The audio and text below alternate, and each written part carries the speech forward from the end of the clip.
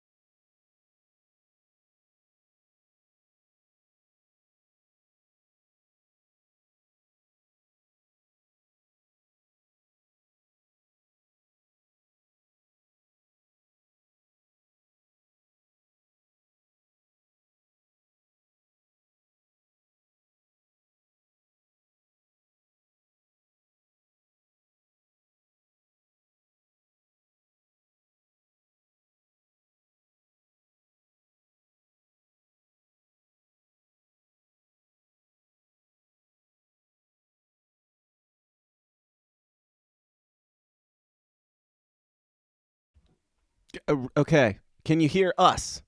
Can you hear us at least? Checkity check. What is happening? 1, 2. It works and then it doesn't work. This is so libertarian. It is getting. I'm mad as hell and I'm not going to take it anymore. Is really how I feel. Let us know in the comments. Can you killed your own audio, Dan? Says somebody. JK, it's down with. Okay. Oh boy. Okay. Okay. I think it's good. Is it good? I'm getting some. Okay, I think it stopped. I was getting some echo in my Sounds headphones, right. but I think we're good, bro. It was good. It's not good. I don't know. I'm gonna play it here. See what we got. I don't know. This why. is so libertarian. Yeah. No audio on the intro for some reason. Now, if we play a video clip, if we screen share, that's the real question as to whether or not we can even do any of this. Because yeah, who cares if we can't play clips? So you can hear us. Can you hear Mr. Rechtenwald? answers out of me. All right, so you're doing this Kennedy debate. Can you hear that? Yeah. Right? Yeah. Dave, you can hear it. Y'all, Yes. y'all else, can you hear it? Let me know. Yes, can you hear? Can you hear you and Dave? Neither intros though. I blame Jew lasers, says Tim Miller. Thank you, Marjorie Taylor Greene.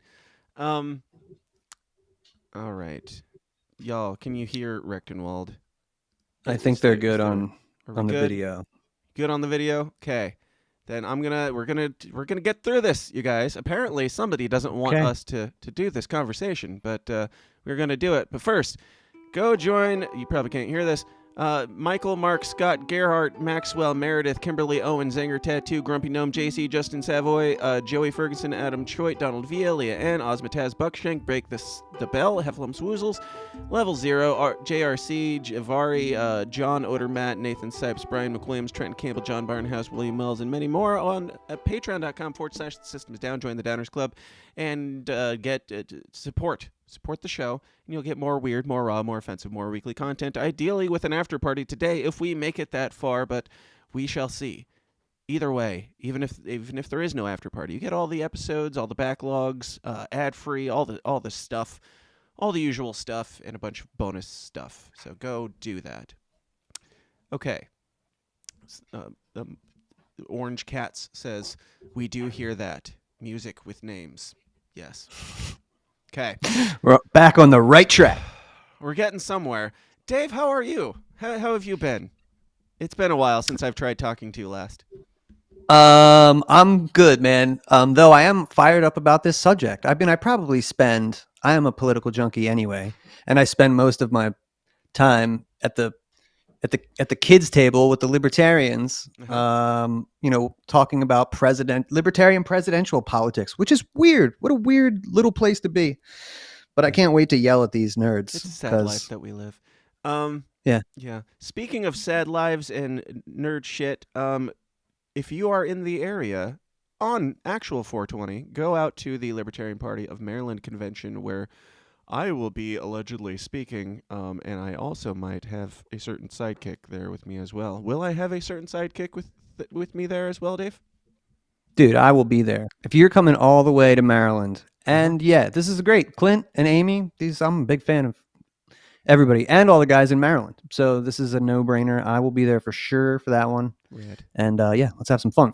On 420, bro, we're gonna get so high, bro, so high. I think they have me scheduled for like the lunch hour, and they're like, we're gonna wait till everybody's seated and everything. And I was like, no, just put me and Dave up there to yell at people as they go through the lunch line. I think that would be much more enjoyable. So, yeah, not a solid plan yet, but we're gonna be there. We're gonna be doing some stuff, and maybe there'll be some crossover podcasting. Who knows? But 420, April 20th, this year at the Libertarian Party Convention of Maryland in Stevensville, Maryland. Go check it out at Cult Classic Brewing. It's at a brewery, which is freaking sweet.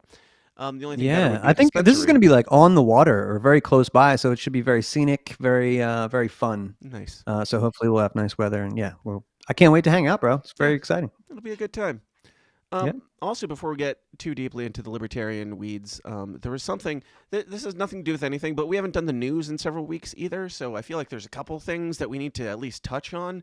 Nikki Haley finally killed herself, dropped out of the race that she was killing herself in, is what I mean to say. R.I.P. Nikki Haley, you had a great run, and we were all cheering for you. Dave, do you have any thoughts on Nikki Haley doing the inevitable?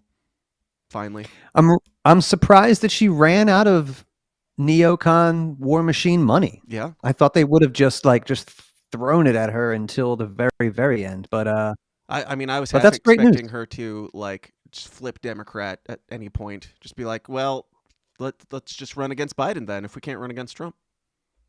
Bro, she is Liz Cheney, is John McCain, is Hillary Clinton. Different stores, same groceries, man. So that would have absolutely, could have been in the cards. Who knows? Maybe still possible. Yeah, Bernie can still win. Let me see. I think I have her clip of her final resignation here, or which is also her application for working at like CNN or MSNBC or whatever is next in her storied career. Let's see the final farewell, the final victory lap that as Nikki Haley does. Here we go. In all likelihood, Donald Trump will be the Republican nominee when our party convention meets in July. I congratulate him and wish him well. I wish anyone well who would be America's... Look forced at all. Just look at the expression on her face. She was like, congratulate and wish him well. It's like through the teeth. Mm-hmm. In all likelihood, Donald Trump will be the Republican nominee when our party convention meets in July. You think? I congratulate him and wish him well. I think her eye is twitching. I wish anyone well who would be America's president. Our country is too precious to let our differences divide us. She wishes him well, but she's been saying that he's a monster for the last 6 months. Like, right. I wish anybody well who's going to be our president, even if I did say that they're a monster. It's kind of like Kamala Harris when she called Joe Biden a racist piece of crap and then became his running mate. But, that's exactly politics. Like that. That's politics. Sometimes people in politics just say things that are politically expedient, but we'll get to the libertarians in a moment. Divide us. I have always been a conservative Republican and always supported the Republican nominee. But on this question, as she did on so many others, Margaret Thatcher provided some good advice when she said, quote, never just follow the crowd. Silly woman. Always make up your own mind. So she's kind of saying, I support Donald Trump in being a good president, but I'm not giving him my endorsement. Where do you think she goes from here, Dave? Do you think she has more plans other than becoming a political pundit for probably a Liz Cheney type? That would be a good spot for her. And yeah, whether it's through the corporate press or, someplace in politics, I wouldn't even be surprised if she got a spot in the Trump cabinet, because that's how shit works too. You say a bunch of crap during the campaign and then everybody goes, I hate it. I mean, even Vivek Ramaswamy in the beginning said these people are all monsters, and then in the second debate he said, I will probably have a bunch of these people in my cabinet. It's like, which is it, bro? Yeah. But yeah, that's politics. Sure is, man. Libertarians aren't even immune to that. I think I've seen every one of them say that they would vote for every single one of them. I was like, really? I would only vote for a couple of you guys. Yeah. So we'll get more specific in a minute, but I do want to put out a warning to all of you as well, because this came to my attention this week, and I'm not sure if it's come to anybody else's attention or slid into anybody else's DMs. I got this email. I don't know what it's from or who these people are. I could be completely mistaken, but I think this is a trap, because I got this email from a nondescript business, quote unquote, called the Army of Light. It says it's time for all to join together and form an army of light to shine light on dark deeds. Mission to unite all free men and women in the common cause of rebirthing a free nation and release from the clutches of tyranny a nation governed by the people and for the people. It is in this collective responsibility that we pick, blah, blah, blah, blah, blah. So a bunch of platitudes about stuff, and you're supposed to join this Zoom call on Thursday, March 7th, which is tomorrow. And it goes on to say who we are. Who we are. We are all. We are the beating heart of freedom. Currently, we have united with Canada, the UK, Australia, and New Zealand in standing in our authority and freedom. What we do, the People's Operation Restoration, is the mechanism by which the coordinated strategy, planning, and specific objectives are delivered to the Army of Light, composed of millions of individuals the world over. So it's really bloviating and long and rah-rah boomer bait, it feels like. This is the email that I received. You have been recruited to join the Army of Light. Please accept this formal invitation. Now, I don't know. There's the link. If you want to go join the Zoom call, feel free. I'm probably not going to take that risk because this feels like a trap to me. Maybe I'm paranoid or something, but this, like a Zoom insurrection that you're going to get fucking criminally implicated with if you sign up. I mean, so this, as I said in my Twitter post, this is I'm pretty sure this is how Gretchen Whitmer got kidnapped, because this is like, the Gretchen Whitmer thing. There were like what 8 9 people involved in that, and we found out later on that 7 of them were feds and like 2 or 3 of them were actual people. How does that start? How does that group form and find these 2 people that are willing to go along with it? I imagine it probably starts something similar to this. Come join the Army of Light in our Zoom call, and we will talk you into our cult. And we're definitely not feds. I mean, whether they're feds or not, this is creepy shit. But yeah. Well, the countries of origin that they mentioned earlier, I heard New Zealand, Canada, somebody else was in there. Australia. It sounds like it could Australia. This could be a Five Eyes operation, bro. That's how they do it. So like the CIA can't spy on its own people, so they use British intelligence, and British intelligence can't spy on its own, so they use Australia. So they all share their shit. But I find the imagery, the giveaway in the beginning, which everybody loves, the cool AI shit. It all looks great. But that's the giveaway right off the bat, is the slick packaging with Trump using like Revolutionary War style imagery. Like Trump he'll say anything, and he said lots of stuff, but he has never paid lip service to, like the founding fathers or the Constitution or the Bill of Rights or liberty in general. That's never, everything's great, everything's big, and everything's awesome, and everything is America, but it's never about that. And I think that's really kind of the greater Trump deception, but that's the giveaway here. The MAGA movement is not a liberty movement. Yeah, I don't know. If you feel like doing your own investigative journalism, go to that link that was just flashed up there a bit ago and join the Zoom call and let me know what happens. Film it if you want to. Maybe I'll play it on the show. Send it to me, dan@tsidpod.com. All right, let's talk about libertarian stuff. I don't know, I haven't been paying attention to the news. Is there anything else that has happened in the world that is even noteworthy as of the last 2 weeks, Dave? Yeah, man, actually, before it's out of everybody's mind, a young man named Aaron Bushnell lit himself on fire. Protesting the war in Gaza and that Israel's been waging for a good 4 or 5, 6 months or something by now. I'm not sure. But I was really shocked. Just give me a minute on this one, man. Feel free. I feel like this will be gone. I'm glad you asked that, because this will be gone out of everybody's memory because we have short attention spans, and it'll be gone in no time. But this is essentially a child. He's old enough to 25, I think, could have still been on his parents' insurance. And he signed up, like so many kids and people, for generations that generally, want to help their community or help their country and serve. And there's something really noble to that. And they're all, obviously we know, taken advantage of and put in the meat grinder. But I just saw the worst come out of people that I really like, just on Twitter and stuff. And maybe that's not the place I should go for this, but I think it's the only place you could show that clip or people are talking about it. Sure. So you're kind of stuck. But, lots of jokes immediately, or calls of, oh, this guy must have been insane. I was going to make a extra crispy joke, but I'm going to hold off now. Continue. No, I mean, look, we all deal with shit differently, but I will just say that if you're down with the Ron Paul revolution, like I am, the thing that made that special was love, was empathy. Yeah. And that, I don't mean lead with that like a lefty does, but I mean that should definitely be part of the equation.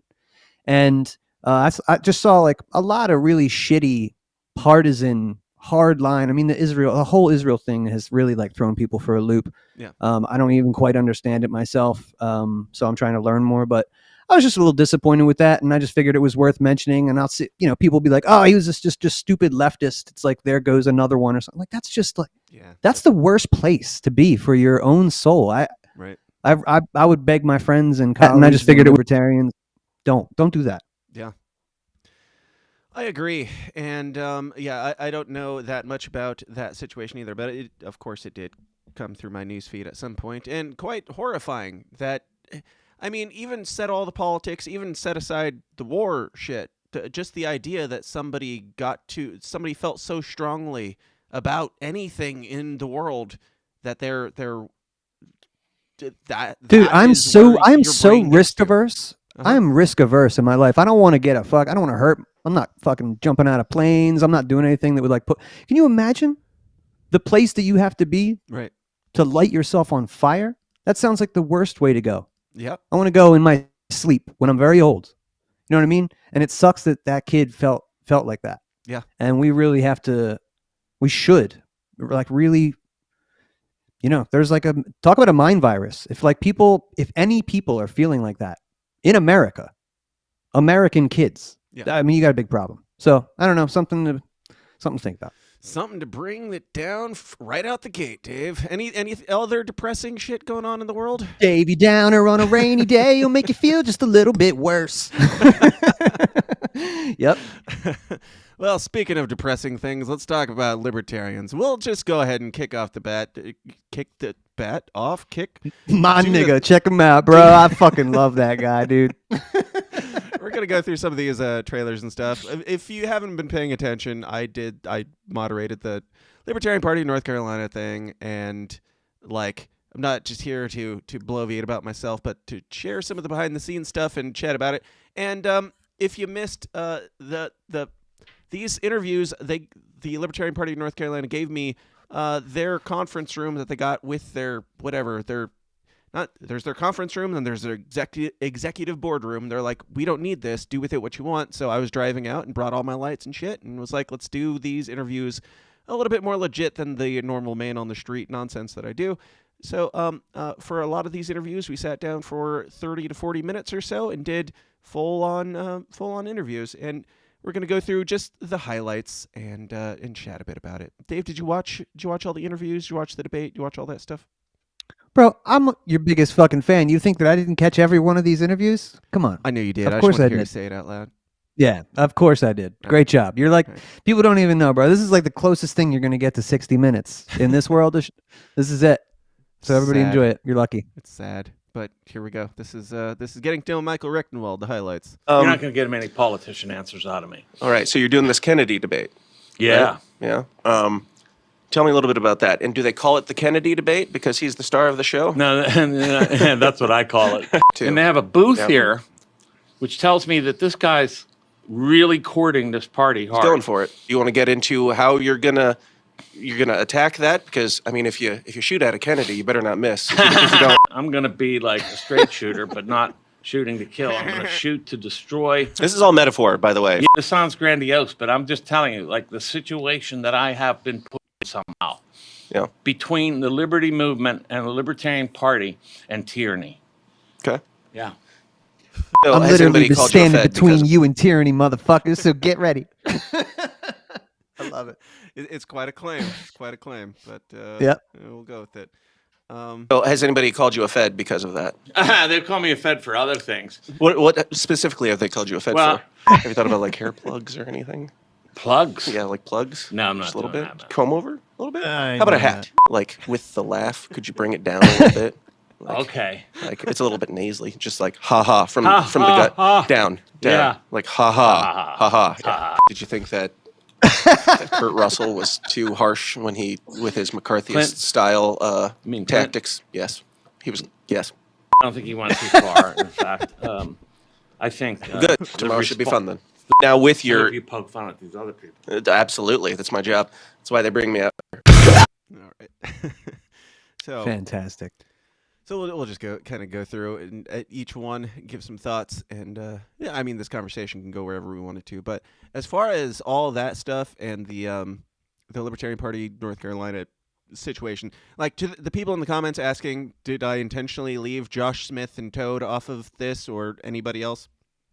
Yes. Yes, I did because they weren't Cowards. there and they're cowards. So fuck those guys. Just kidding. Toad has won every single debate so far, whether he's been there or not. But Dave, thoughts on Rec is your guy, and obviously I poked a little bit of fun at him. How'd you feel that interview went for him from his perspective as, like, when you saw that, as somebody who works on the campaign, when you saw that, did you think, yay, or now we have to do damage control and make this seem good? No, I was definitely on team yay. In fact, I mean, that's the first one that we've watched and we'll see more, but I would challenge everybody to be the judge. I think Rec was the only one who understood the assignment. to come when you were like, I'm trying to like have fun and like this is not In fairness, your regular. he was also the only one that I brought props for. So Well, was a whatever. little He bit more passed the lighthearted. test. I guess it could be, the argument could be made that he passed the test. However, like when I'm doing these, I'm trying to be fair. I don't have that much like shit on Rechtenwald. He doesn't. I mean, he's got probably some tweets, but I don't know. I don't know. He doesn't have like yay vaccine tweets or anything like that. So I'm like, I want to poke at him and push him a little bit. And really, the biggest issue that everybody has had with Rechtenwald is that he is not charismatic, or he's not whatever. He's not Dave Smith, basically. He's not picking up the torch. But Sure. So yeah, there was a part of me that was like, am I being meaner to Michael Rechtenwald by clowning him up like this? But as soon as I proposed the idea, he went with it. And then when given the opportunity to take it off at any point, he chose to leave it on for the entire interview. And I love it. To me, it's like, I love it. I think it's great that he's down to hang and he's cool and all that. And B, does it make him a better politician that he did that? I don't know that it does, because to an outsider, would they look at this as Rechtenwald is cool, or Rechtenwald got clowned on for the complete duration of this interview? Well, but Rechtenwald was getting clowned on. I mean, you made fun of his nasally laugh, and you told him to get plugs. I probably would have told you to fuck right off. Yeah. If you told me to get plugs. You know what I mean? So I think he passed the test by going, no, man, I'm not doing that. Like he's cool with himself. He is kind of nerdy. I can say that because I'm a nerd too. But like that is true. Right. But if he like, let's say Bill he Maher rode did the this line. to him, would that make you like Bill Maher more or less if he was doing that? Like making you him, said Bill. What about Bill Maher? Sorry. If Rechtenwald was the candidate and he went on like, say, a Bill Maher or a Jimmy Fallon or something like that, and they're like, "Oh, you're lame. Put these on." Would that make you like Rechtenwald? Like, would that make you respect him more? Or would you think that Jimmy Fallon or whoever's being a dick? I think there's a line. Like, I think Gary Johnson was trying to be well liked by the establishment, so he would, stick the tongue out and Trump's a pussy. Like, he was kind of weird and awkward. Like, you can't, like, he didn't do it right. Your show, again, like I think Rec understood the assignment, and he read the room. Yeah, he understood what your show is about. And I did tell them all, like, there's a level of entertainment value to this, and there will be some jokes and dry humor and stuff. Everybody was kind of given that heads up. With Rec, I will say, the only thing I told him beforehand was there will be jokes, and there's going to be one point during the interview where I'm going to say, turn the cameras off. I didn't tell him what I was going to do, but I just said the cameras will not be off. You will still be on the record, just giving you a heads up on that. But other than that, that's all he knew going into it, and I think that he handled it probably as well as you could. I don't know. No, listen, I'll say this. I work on his social media team, so my whole goal is to fill in the gaps where he lacks. Yeah. Which, like, he doesn't listen. We were talking on the emo caucus or show the other night. Like, he doesn't listen to emo. Like, of course, bro. He's 65 years old. And he doesn't listen to hip hop. So he doesn't he's not down with all the shit. And like, I will say this, if you're 25 years old or 30 years old and you're like, he's not down with the lingo, what an asshole. No, bro, you're the asshole. Yeah. You know what I mean? Yeah. That's the real case. You know what I mean? He's a real one. Sure. Motherfuckers, he gets paid to speak. Yeah. 13 books. It's a real one. I get paid to speak, what I mean? Too, Dave. I know, bro. You get big cheese as well. I understand this. Put some respect on your name. But I'm just saying, like, I understand the critiques of Rec, but I'll also say, I've seen a couple people were like, I want Spike. It's like, well, then get him on the phone, motherfucker. Right. Do something. I won't. Because right now, I'm not going to pretend like I haven't sent Spike a lot of texts, and I would recommend other people do the same. You know what? And Spike, he keeps flicking the bean a little bit, putting out little test things. Justin Amash. Yeah. He's putting out an exploratory committee for president. Yeah, I know. Mm-hmm. That's so, what you say when you're like, right now, bro. What do you guys think? What do you think? What do you think? Should I do it? Nah, I'm just kidding. Just should I? Nah. Sorry, go ahead. Look, right now, the best guy in the game, it's clear to me still. I'll die on that hill. Joe Exotic. Joe 2024. No, man, it's clear. I just I thought that was great. I think he leaned into it. He knows that he's an academic, PhD, and he had some fun because that's what you should do. Yeah. So way to go, Rec. Adam Choice says, fake super chat. Rechtenwald has a sense of humor like Vivek, but a bit more of that LP autism. He's one of us. This guy fucking gets me. Yeah, exactly. Pretty much, yeah. Also, thanks for the reminder. If you would like to fake super chat, weigh in. This is an interactive show. Feel free to put in all caps fake super chat because we can't take normal super chats. We can't take money from you because YouTube hates you and hates me and hates everything that we do here. So put in all caps fake super chat and we will get to whatever we can. Now, let's, so with Rechtenwald, we can kind of, we'll get to a little bit more of the debate later, but overall thoughts on Rechtenwald, how do you feel he performed in the debate? I thought he's been doing great lately, and he did great at North Carolina. I just saw him in PA. I watched that one. I'm going to start to clip that out. He's been crushing it. Oh, is that out now? I haven't seen it.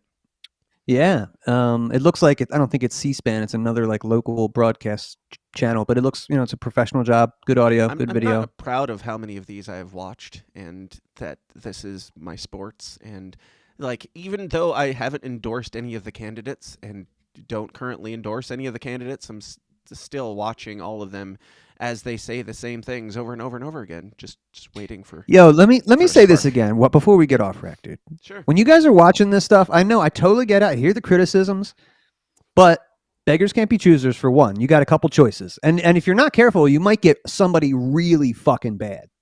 But every time rec goes up there, bro, Mises Caucus, pin, right here. Fucking representing you. So you could be like, whatever, like this guy is not cool or whatever. He's fucking representing you, dude. And he was recruited to do this job. People could talk shit on Heist or talk shit on him or whatever. But he's the only one I can think of in the history of the party. I'm sure maybe not ever. But in recent, I've been here around for a hot minute.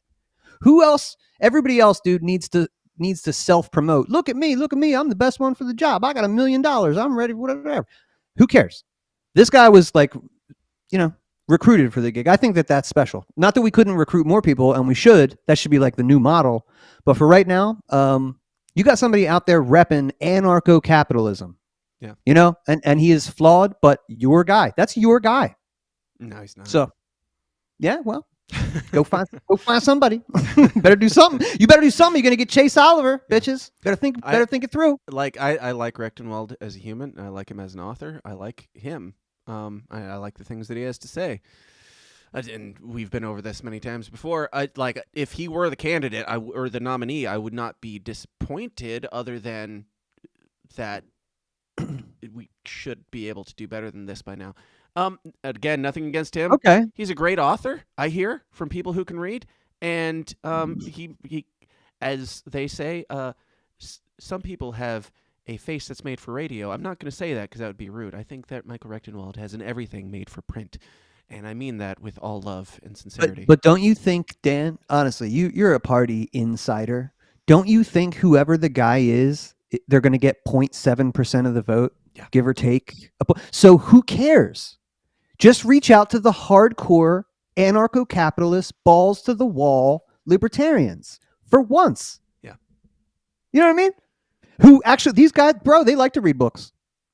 Yeah. Ever been in the Mises Institute? Lots of fucking nerds reading all kinds of books, getting, radical as fuck, but with their khakis on and their loafers, So I don't know. That's not. What's that? So why not Jacob Hornberger? He's very, very libertarian. Because, somebody needs to get their pop-up. Somebody needs to put him to bed. We'll get to him. I don't know. We'll get to Jacob Hornberger, but I've got a lot of different thoughts on Jacob Hornberger. As Jacob Hornberger would say, I take a different view on this. I take a bit different stance than my counterparts here. The very nice the other very nice people on this stage. But so Michael Rechtenwald was cool, and I've frankly got nothing personally against any of these people, and I tried to make that very clear as I was ragging on them. It's an equal opportunities ribbing, but that's what I was hired to do. So let's move on to Lars. What'd you think of Lars before we play this, Dave? Any pre-game thoughts? This guy on like my spectrum of favorability is pretty much dead center. Like I'm not impressed with Lars, but I'm also not offended by Lars. Yeah. Or, I mean, it wouldn't be like the worst. We could do worse. Yeah. However, I am a capitalist, so I understand. Hey, he's dumping all this money in, so I'm not saying he shouldn't be allowed to spend $500,000 to elevate his own campaign, but I am offended by that. I don't approve of that. So this is the free market. Me saying that's not just by him spending so much on it. Yeah, I mean, that would obviously artificially elevate his voice above everybody else's. His main thing to tout is, I've been in 8 polls. It's like, bro, you've paid for many of those. Right. So that's not, I don't know. I don't like that. Yeah, I don't know. I mean, that is the game. So respect where it's due, and also gross. Yeah. You're playing the game. Because the game is gross. But yeah, he's a very rich man, and he's, as Josh Smith pointed out recently, I don't remember where he said it, but Lars has spent, I don't know, like $250,000 on Facebook ads and or Twitter ads, and only has 40,000 Twitter followers. I don't know. It's like, what are you doing? Why? I get it, and I would love for whoever, bro. I got wrecked 14,000. I got wrecked 14,000 by putting out ill content. Yeah. So, I don't know. You should do it for me sometime. Yeah, I know. We'll talk, bro. How much they paying you? I'll double it. Not really. I'll get some of that Lars money, and then I'll double it. But that'd be great. Yeah, I don't know. Like, I've got nothing against Lars personally. I feel like he feels like he just discovered libertarianism recently. I don't know, but it feels very just simple, which sometimes that's good for politics, to just be simple and Donald Trump type, which he kind of is. Simple Donald Trump messaging. Speaking to the lowest common denominators, you can say unrig all day long, but I have yet to hear a whole lot of depth to much of what he says. It's still better than anything that Joe Biden or Donald Trump are saying. So sure, but if you let's say, first question, Dave, if it was a choice between Lars and a return of Joe Jorgensen, who would you choose? Lars. Okay. Now, if the country came down to you get to choose between Lars Mapstead or you have to vote today. Lars Mapstead is the Libertarian nominee. Most people don't care because it's the Libertarian nominee. Then you've got Donald Trump and Joe Biden, and Joe Biden's creeping up on Donald Trump. Do you vote for Donald Trump or do you vote for Lars Mapstead, Dave?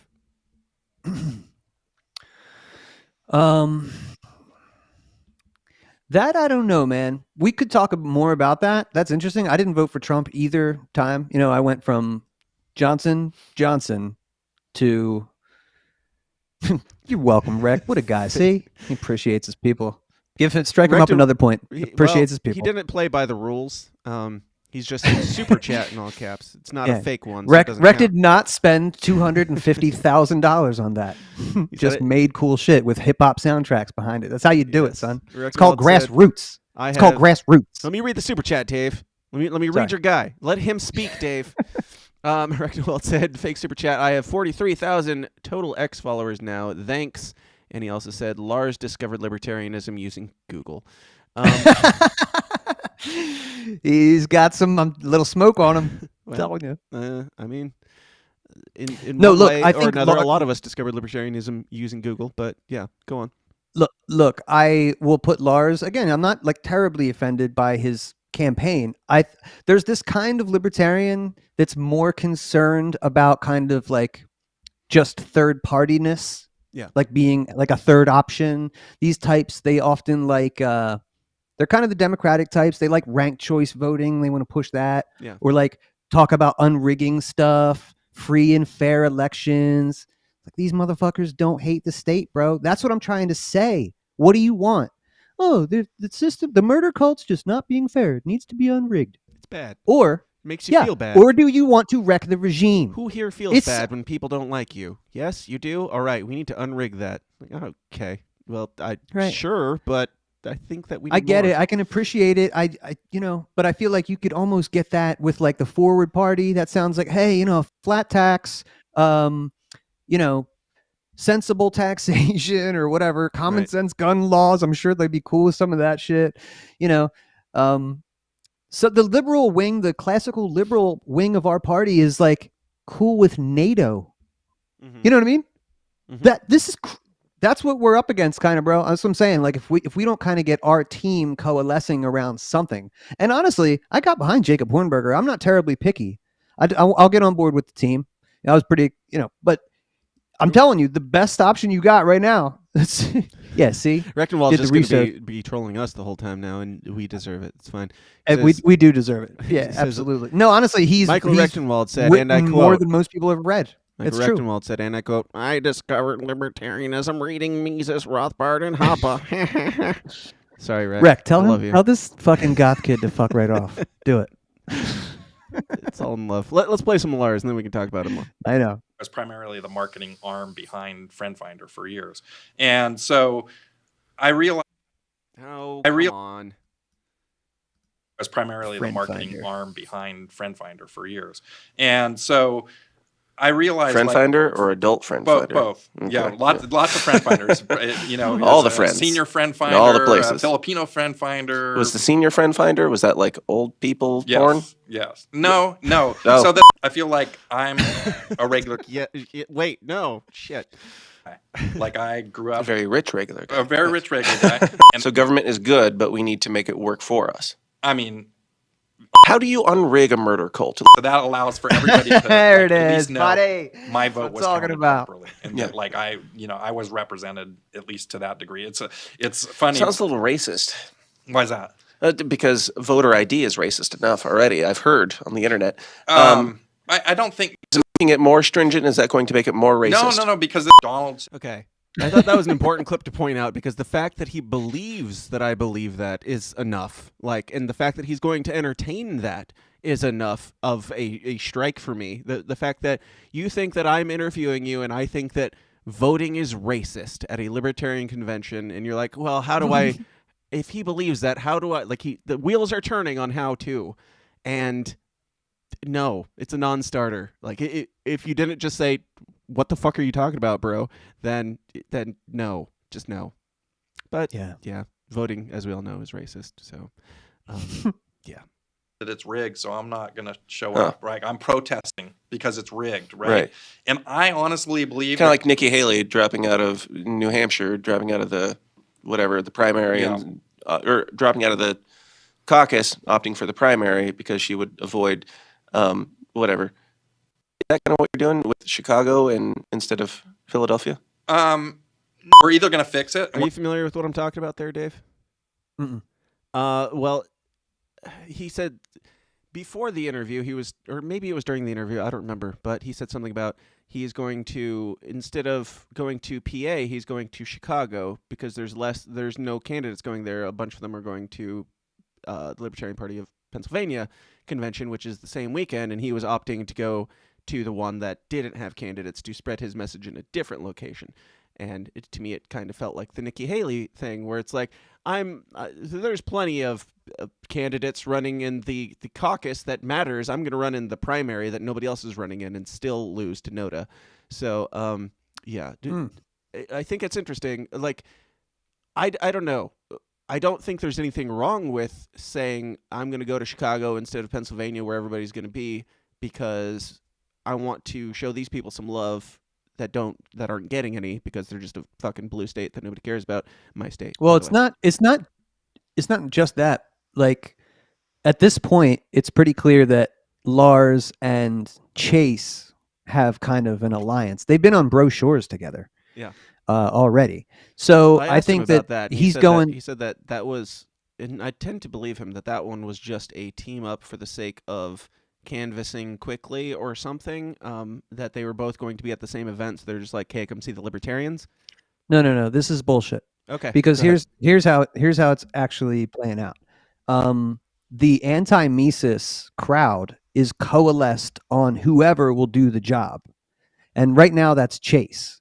But Chase needs money, so that means the whole Prague, Right. They're all going to be on the teat, Right. on the Lars teat. Chase That's says the what they're politics. right now. Lars says the money. Right.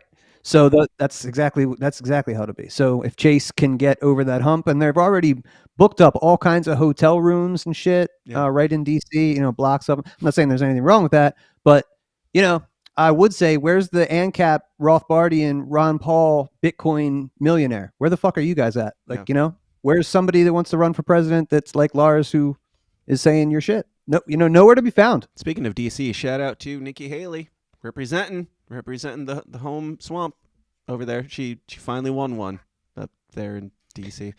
Are you going to DC, Dave? Yes, of course. Okay.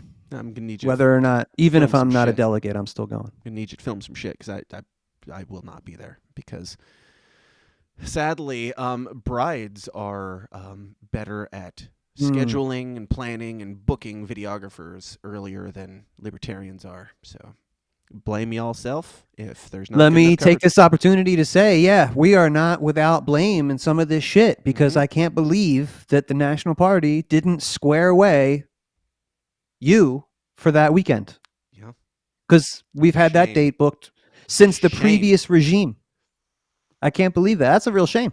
I mean, I'm sure you'll crush it. You'll make a great wedding video, but that's our loss. So, tis. That blows. Do better, libertarians. Speaking of doing better, here's some more Lars.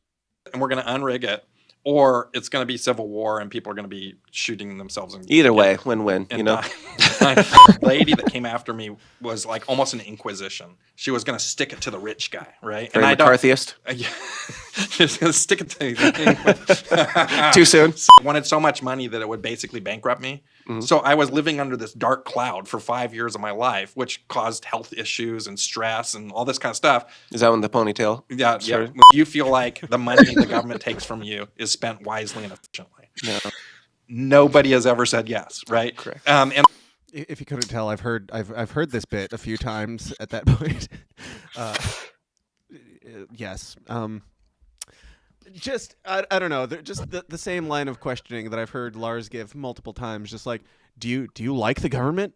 No, Lars, we don't like the government. Okay, well, we're on the same team. Score one for me, bro. Like, all right. Money the government takes from you is spent wisely and efficiently. No. Nobody has ever said yes, right? Correct. And talked a lot about the rigging of the system and all those riggers. Are you? Would you look into the camera with me and say, "Fuck those riggers"? Yeah. We talk about all those riggers. To find out the answer to that question, go to the systemisdown.tv and watch the Lars Mapstead interview. Dave, any more thoughts on Lars and the riggers? Lars, this is my suggestion. Lars, get off that fucking loser train over there. Come hang out with the real homies. We're more fun. 50,000. This is what you need to do, Lars. You need to donate $50,000 to Mises PAC. And then I will introduce you to the homies, and we'll do something. We'll get your podcast rolling. We'll get you 100,000 follows. But stop all this madness. Or stop Lars, for 1/50th of that, I will make you a video that will make you libertarian Lars, famous, which is a didn't even lot call like Smotz being yet, bro. Very similar to being not famous, but you blew also libertarian. Yes, I'd make him something. I just finished up a Termot. We'll get to you, Termot. But I just finished up a campaign ad for him, and it's a very strange place that I find myself in, where I'm making still dope ass videos for candidates that I am bringing out in person in real life to, I don't know, I want to say like making fun of or challenging or something, but really just asking questions and having no. having fun with them. Let's cut through the bullshit. Go ahead.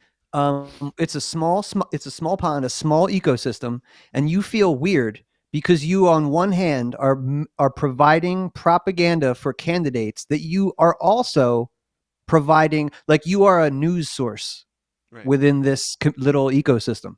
Yeah. People might go, whatever, stupid libertarians, whatever. But that's the function of what you're doing. And when you go there and you interview these people and, man on the street shit. So you feel weird, a little weird about that, which you shouldn't, because we're all capitalists and it's all very transparent.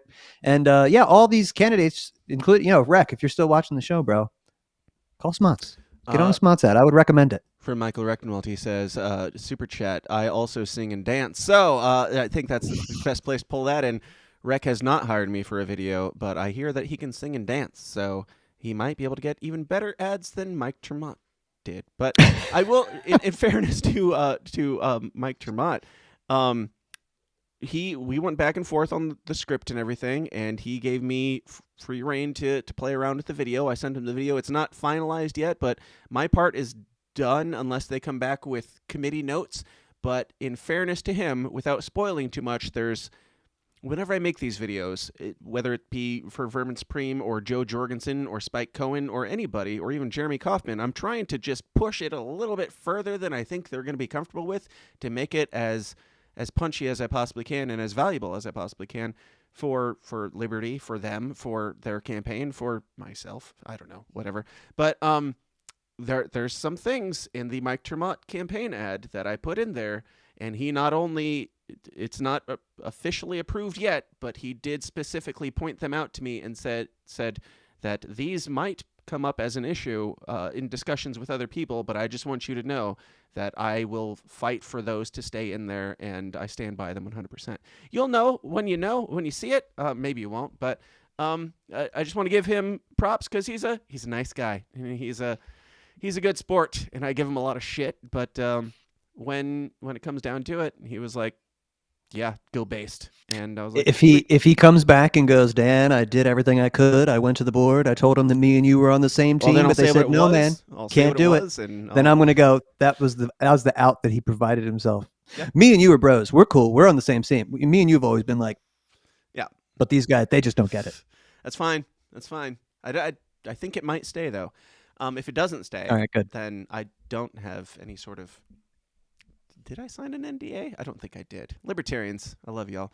Now, we'll get to Mike Tremont more later. We got to talk about Jacob Hornberger for a moment. Oh boy, or maybe we should just save him and do him all at once. I don't know, but we'll go ahead and we'll break him up a little bit. This is the Jacob Hornberger clips. Joe Jorgensen did not run principledly enough to get the 10% that you're talking about, but she did beat you in the party that is for those principles. So how does that work? We've got one of my opponents that mimics Trump and DeSantis. He wants to seal the border. He wants to finish the you Berlin name Wall. names, it's fine. Josh Smith is a coward for not being here. Why didn't you get the Mises Caucus endorsement this time? What do you think changed between then and now? That's a fascinating question. Has your view changed, or has their view changed, or what do you think?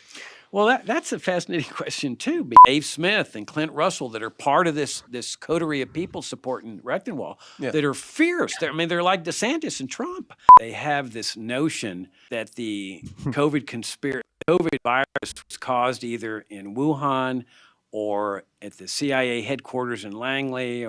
But they've acquired that generally from the conspiracy sites on the internet. Like what?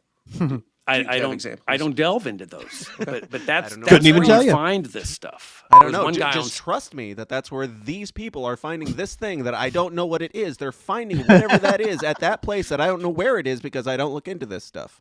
Got it. That wanted to send the guys to Guantanamo, which is really weird because Toad or Josh? Huh? Toad or Josh? Be more. Toad. Okay. Toad. Be more specific about the degenerates that you're talking about. Toad. Okay.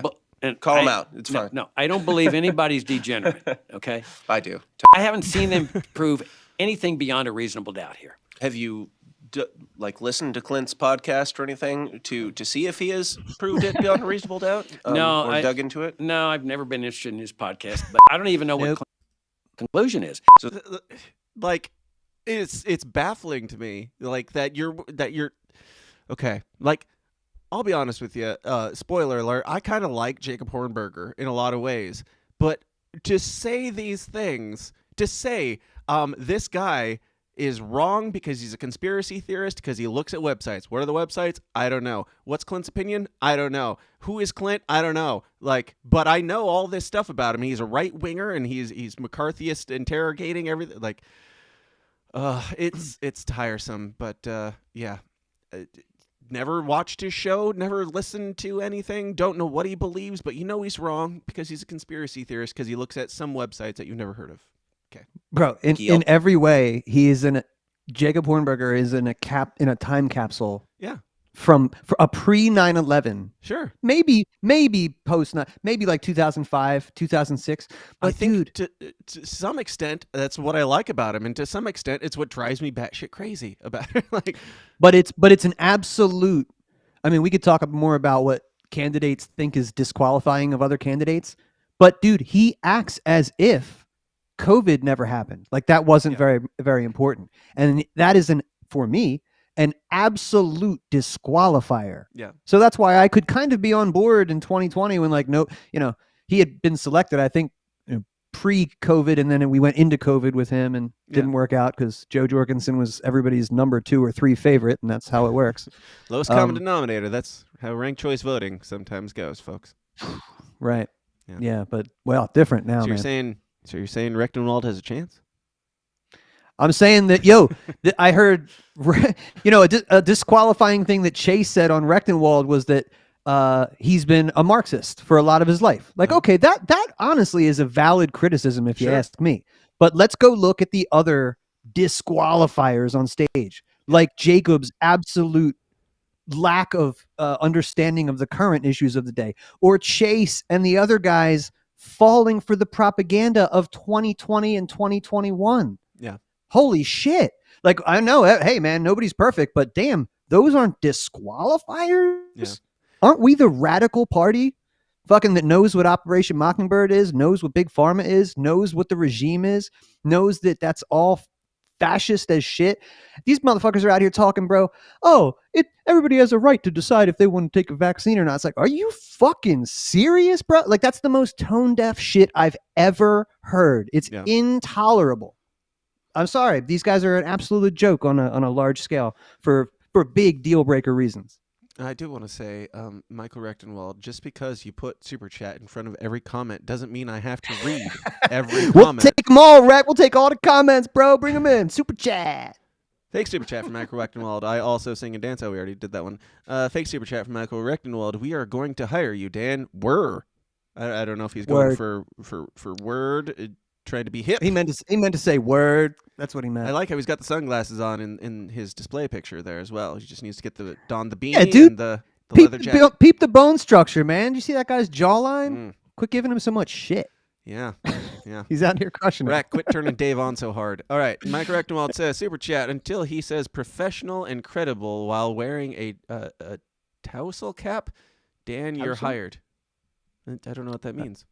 I don't know what that means either. God, I'm not cultured. No. Fuck. Sorry.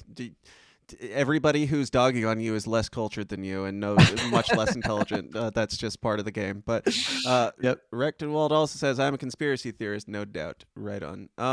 Now, a couple more. Fake Super Chat from Brent Lewis says, Dan, if we had a baby, which is impossible because you are too much of a pussy to have a vagina, it would be the god of sarcasm and fucking with people. I agree with Brent. I'm not interested, Brent, but thank you for your proposal. Jennifer Hobbian says, fake Super Chat, Lars is wasting so much money that could be spent in much better ways. Sure. And I mean, I kind of feel that way, but I don't know. I don't care. Like, great. We wouldn't complain if Michael Rechtenwald was spending $250,000. We wouldn't complain if the Dave Smith was spending $5 million. We wouldn't complain if he had that and spent it. Yes, it could probably be spent in better ways, and probably that would go for any candidate that's spending millions of dollars on a libertarian campaign. It could always be spent in better ways, probably. But I don't know. I'm not going to hold that against him too much. It's part of the game, and we're just mad that the other candidates can play the game better than us. Then that's not really an argument. Morgan Rigg says, Super Chat, hey, Dan, mention me. Morgan Rigg. All right, let's finish up this Jacob Hornberger clip here. Help. But there's people give reviews to see if he has proved it beyond a reasonable doubt. Or dug into it. No, I've never been interested in his podcast, but I don't even know what Clint's conclusion is. So it's like Yelp. But there's people give reviews. They take the vaccine. Absolutely, you make your own decisions and you do your own research. And people do not like this message. I like that.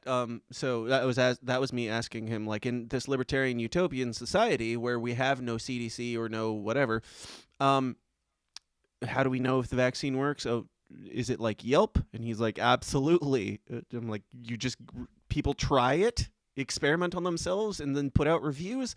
Yes, that is the answer. Absolutely. You do your own research is what he had the balls to say. You do your own research right after, all the talk about all the conspiracy I theories think around COVID. he might be one of those libertarians that believes in not only believes in the theory of the free market, but that there is a free market. Like, oh yeah, free market vaccines. Just let the market do its function. Bro, you got to wake the fuck up. Like that's not how it works. All these guys, with the exception of Rec and maybe Josh and Toad and Clint, are playing a game of politics. They're all running for president, dude. I think I've heard Chase refer to himself, well, if I became the commander in chief. Did you just say the commander in chief? Right. Like you're going to control There's a reason the why greatest military on earth? The very first question that I asked them, which Dave, thank you for the idea on the hand raising. That was your idea, and it worked beautifully. We'll get to the debate more in a bit, but just the first question out the gate: do you believe that you'll be president? Raise your hand. None of them raised their hand. So okay, so we're all fucking That's LARPing. cool. Now what do we do? What are we doing here? What are we talking about? You can no longer say as president in chief or as president or anything because you just admitted to the entire world that you're not going to be president. So tell me what your value is. What are we doing? Anyway. Let's finish this. Libertarians like this message. Republicans like this message. You know who Dave Casey is? He's a friend of mine. He says you keep ducking him for an interview. I have absolutely no idea what you're Libertarians, they're really Put some full of respect themselves. on my It's fine. name, Hornberger. And that's it for that one. Dave, great. do you take any offense to Jacob Hornberger not having any idea who you are? Yeah, I do. Tell me more about that, Dave. No, I don't. Though I would have said, this is the honest to God truth, dude, and you're way nicer than I am. But this is the honest to God way I feel about it. 6 months ago, maybe, like when I just heard he was getting in the game, I might have wanted to sit down and interview him. I've seen enough, bro. Like I don't really need to talk. I think he said enough to disqualify himself. Forget the COVID vax stuff. Like all the stuff about abolishing Social Security the day that he becomes president, and not only that, but everybody else is a loser because that's not the platform. Oh, Justin Amash left the party because we wouldn't make that part of the platform. Dude, this is crazy. You will scare people.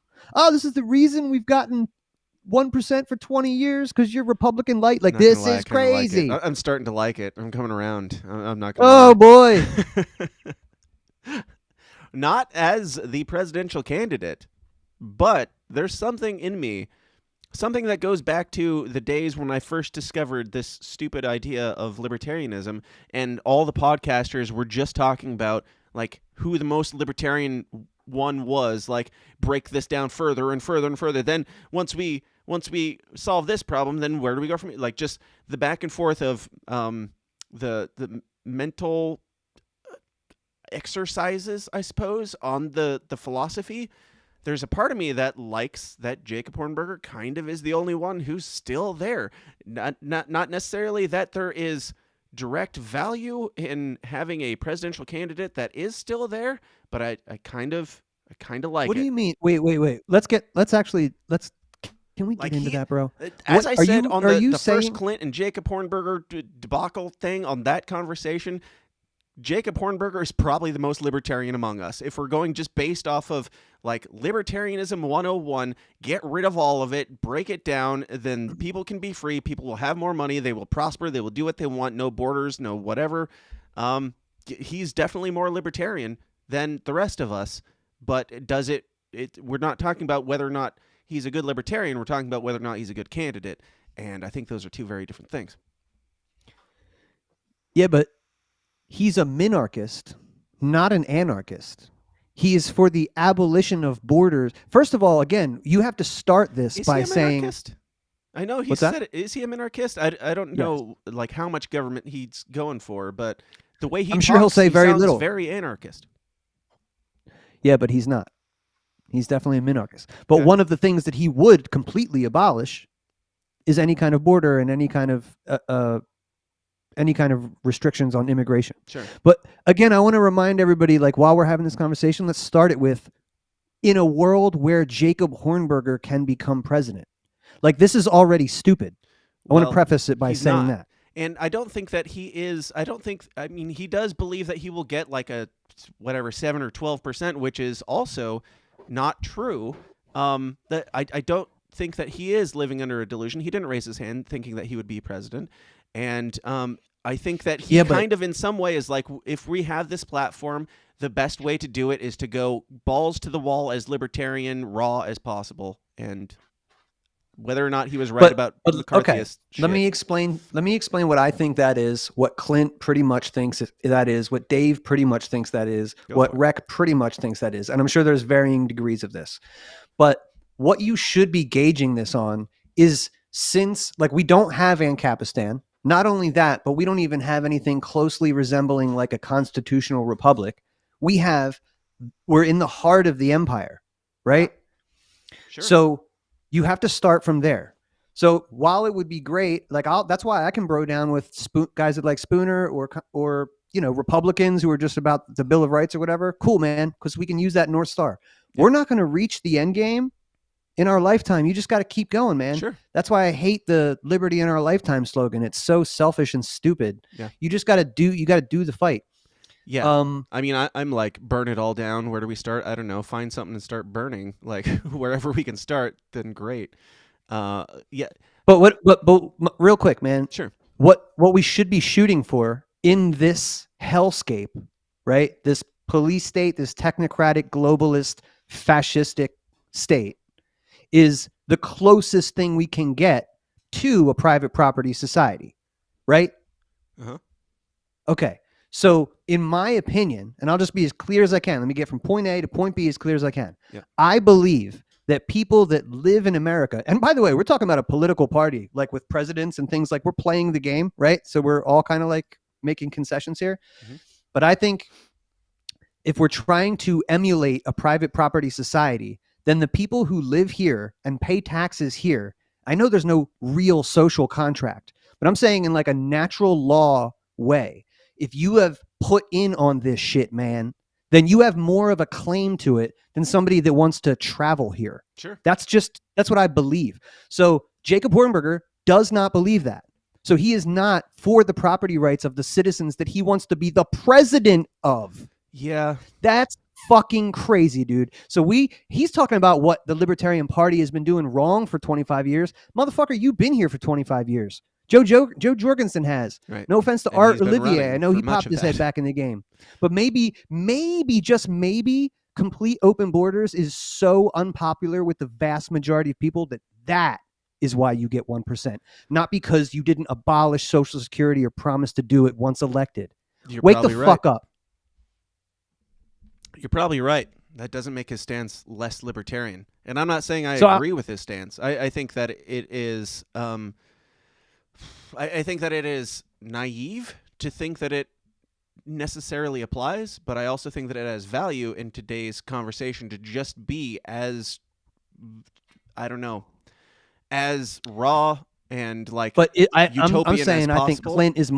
Clint is more libertarian than Jacob. One sec. While Dave is getting his shit together, Michael Rechtenwald is back in the chats, who says... I got a new puppy.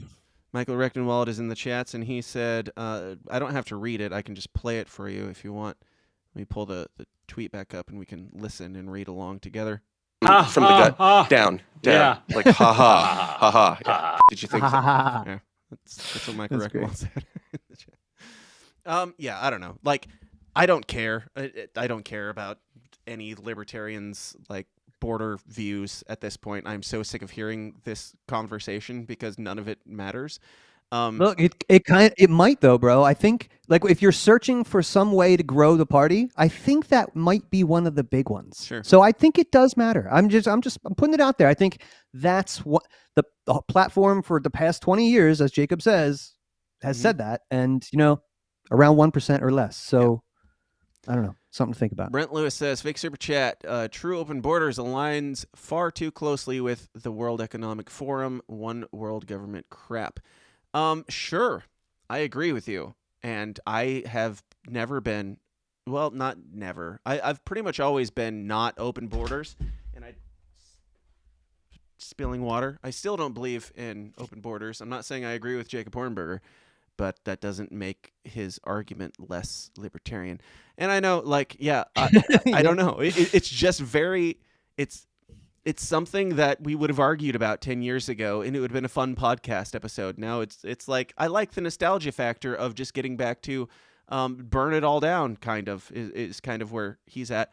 But I don't know. I'm not voting for Jacob Hornberger. I just don't think that it's as crazy as a lot of people want to make it out to be, even the open borders thing, because we've all had these debates and arguments in the Libertarian Party. It's a pattern of behavior. It's that plus declaring and tagging all these people on Twitter. Watch my 35-minute rant while I call some of the pillars of the movement McCarthyist, extreme right wing, bro. Oh yeah, I certainly disagree with some of that, and we're going to get into that more in a bit. But I mean, just based off of his like arguments, I do think I like listening to some of the cases that he's making.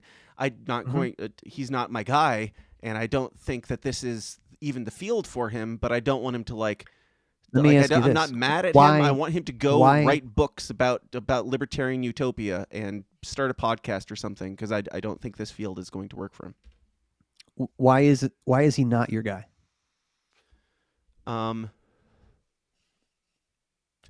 Probably much in part. Well, he's not my guy because I'm not open borders, for one. He's also not my guy, which I would say makes me probably less libertarian than Jacob Hornberger, and I'm okay with that, because it's not a religion to me. But I am not for Jacob Hornberger because I do think there's some disconnect with reality going on there, or some arrogance that keeps him from, I don't know, digging into these very important topics, or maybe going back and rewatching the debate that people keep saying, hey, you were wrong, like that didn't happen. People keep saying these things, and you're not even willing to go back and self-reflect on what happened when there's clear video evidence of it, which, fuck it. Let's go ahead and get into that. Let's watch a little bit of the debate. We'll do Chase Oliver and Mike Tremont here in a second, but let's see. I think this is the part from the debate where the Clint Russell thing was brought up. This was in the middle of conspiracy speed round, which I thought would be fun since Jacob Hornberger seems adverse to all these crazy conspiracy theories. And the conspiracy speed round, if you didn't catch it, was a hand raise. Thank you again, Dave, on topics like did man walk on the moon, anywhere from did man walk on the moon to is Ray Epps a Fed, is Nick Sarwark a Fed, and other such fun topics. So this is not what I'm looking for. Maybe it is. Yes, I think this is it. Actually, let's pause. Let's pause from the conspiracy speed round. Jacob, I have a question for you. Following the Georgia debate that you took part in, you publicly released a 34-minute video accusing moderator Clint Russell of being an extreme right-winger and conducting McCarthyist-style interrogation. I watched the debate and did not think that happened. Do you feel, I'm curious, do you feel as though I've been in any way unfair, unreasonable? Will you make a video about me on the way home? And if so, what will you call me? Go ahead. 90 seconds.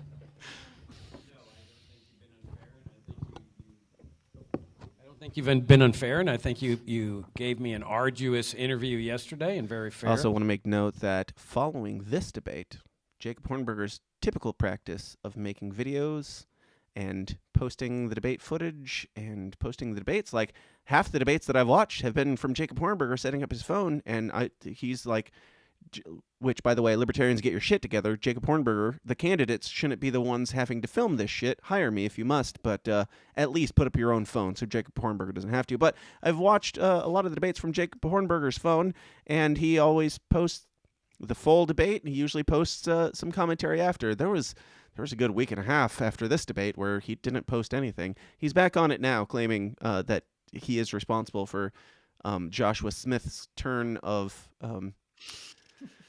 Joshua Smith changing his mind on whatever, Social Security or something like that. So another thing that doesn't really make sense in reality. But I think it's noteworthy that he took a break after this debate and hasn't said anything else about it. So whatever. Look, when whether people take a vaccine or not, or whether people use a mask or not, has nothing to do with libertarianism. And to accuse 270 million people who took vaccines of being dumb dupes of the state is about the worst political move you could ever do. I mean, we're 0% in the polls, and we're now telling 270 million people that they were dumb to take the vaccine. That is not good politics, and it's not good libertarianism. Libertarianism is the right to choose. Okay, you make your choice on whether to take a vaccine or not, whether to use a mask or not, to whether to stand 10 feet behind or not. And then businesses have a right to set their own conditions.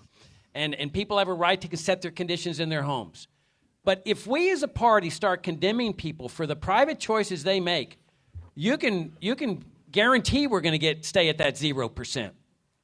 Now, one thing I do want to point out, in a couple different areas in this debate, first time moderating, whatever. Looking back on it, I would have pressed them harder on a couple things. One of them would be I should have done a follow-up to this question because I asked him, like, that seems like it didn't happen. Are you going to be a jerk? And then he goes off on this rant about medical freedom and all that stuff, which is fine. There's not much else that you could do with that question other than saying I was wrong or I was right, and then figuring out some other way to fill in and filibuster. But I would have, if I could do it again, I would have pressed them all and said, do you remember this the way Jacob Hornberger remembers this? I think it's worth mentioning. Like, everybody has seen the video where he said these things that I about Clint Russell and the McCarthyist blah blah blah whatever. Everybody's seen what happened now. Do you all agree that that's what happened? I wish that I would have. I did press Mike Termont a little bit on it because his name always comes up as the hero who stood up to Kurt Russell and said, none of your business, but here's more. As libertarians is to call for the free society. And that is, you have a right to make these decisions on your own. And we don't want to be getting in the business of alienating 270 million voters. I guarantee you, none of which are going to vote for this party if they think that we're calling them dumb dupes of the state for having taken the vaccine. Amazing. Now, a little bit of pushback on that. What? Were you gonna say I'm just saying, for him to say this, to say, oh, we're going to just alienate these people, 270 million people who got the vaccine, you're going to call them idiots? And then in the next breath go, we need to abolish Social Security. Yeah. I'm sorry, dude. Like, that's very popular. People like that. Most people like that. Yeah. The job, this is just don't want to painful, alienate man. people. Right? Just want to get rid of all their Social Security and all of their Medicare, Medicaid, open the borders, everything. Don't want to alienate anybody here. Right. Oh, and if people want to wear masks or get vaccines, they should have a right. Can you imagine phrasing that like that? Yeah. That's so disqualifying. I'm insulted, dude. It's like, bro, the people have suffered over the past 4 years. You're tone deaf, bro. You're out of your league at this point. I'm sorry. Sure. Somebody needs to tell him to sit down. I'm insulted, dude. Lockdowners must atone. And that's being nice. This guy's not even aware of it. Oh, if you saw any criminal activity, file a lawsuit. We're going to show a couple clips from that, too. We'll get to exactly what he said in a minute, but let's finish. Sorry for yelling. No, feel free. That's what you're here for, Dave. Resident asshole. So you said that he was... You're just here because I'm a dick, and I'd like to feel like less of a dick by having you here. So it's like bad cop, slightly less bad cop, just to make me feel better about myself. Theist, and he was an extreme right winger. Can you justify any of those statements? Because I watched it, and it seemed like he gave you the option to answer or not answer whether or not you were vaccinated, and you took offense to that. Oh, no. He never got to me. He got to Mike Termont, and Mike Termont shut him down. Because what he was doing... The Toad actually asked that question. Now, hang on a second. Let me answer your question. Okay? He was going to each candidate on this stage and asking them, did you take the vaccine? It was an inquisition. All right, we're just going to pause for a second and come over here. I mean, it has to be done at some point. Nobody else is going to do it. I said the internet will decide, but nobody's stepped up to do this, so I'm just going to do it. Here's the Georgia convention when asked who asked Mike Tremont the harrowing question. We've come to the conclusion that we require age of consent for sexuality, and we should require an age of consent for permanent surgical procedures. But specifically what I'm pushing back against is the ridicule aspect of that. I perceive that to be one of the few tools that would not be even talking about that COVID. could actually help mold the culture of the place And we I want to started live back in this far for a without using state violence to do so. I think And you should. You're specifically talking about public policy. You're saying Absolutely. but in our personal lives, ridicule is acceptable. Absolutely. You can ridicule me, I can ridicule you. Okay. I'm not going to do it, and I'm probably not going to do it at all in 2024 because I'm running for public office. Everything I say needs to be taken in the context of public policy. Okay. And I don't believe it's appropriate for someone who aspires to public service or a public policy role to be ridiculing a fellow Americans or anyone else's decisions that they make about their personal lives. I just want a show of hands of everybody that thinks in your lifetime there's ever been a secure presidential election. Seems about right. It's a pretty large question. That's it. I just wanted to see who all believe that. Thanks. Oh, all right. Ridicule that guy? Please do, yes. Oh, I was just going to ask Mike if he got the COVID vaccine. I think that's a great question. How dare I think you, that's Kurt an Russell? Excellent question. I'm really glad you asked it. And this is the answer. And this is the answer that people need to live with. It's no one else's business. Maybe I got 0. So yes. Maybe I got 30. No. You're going to have to live with the truth. And the truth is, I'm not going to tell you. Moving on to I'm fine with all of that. Kurt Russell did not ask any questions there. Toad asked Mike Tremont a question, and Mike Tremont's answer I'm perfectly fine with and kind of think it's the best answer that he could have given. That was at 57:46 timestamp. Fast forwarding to 1 hour and 35 minutes, Kurt Russell said this.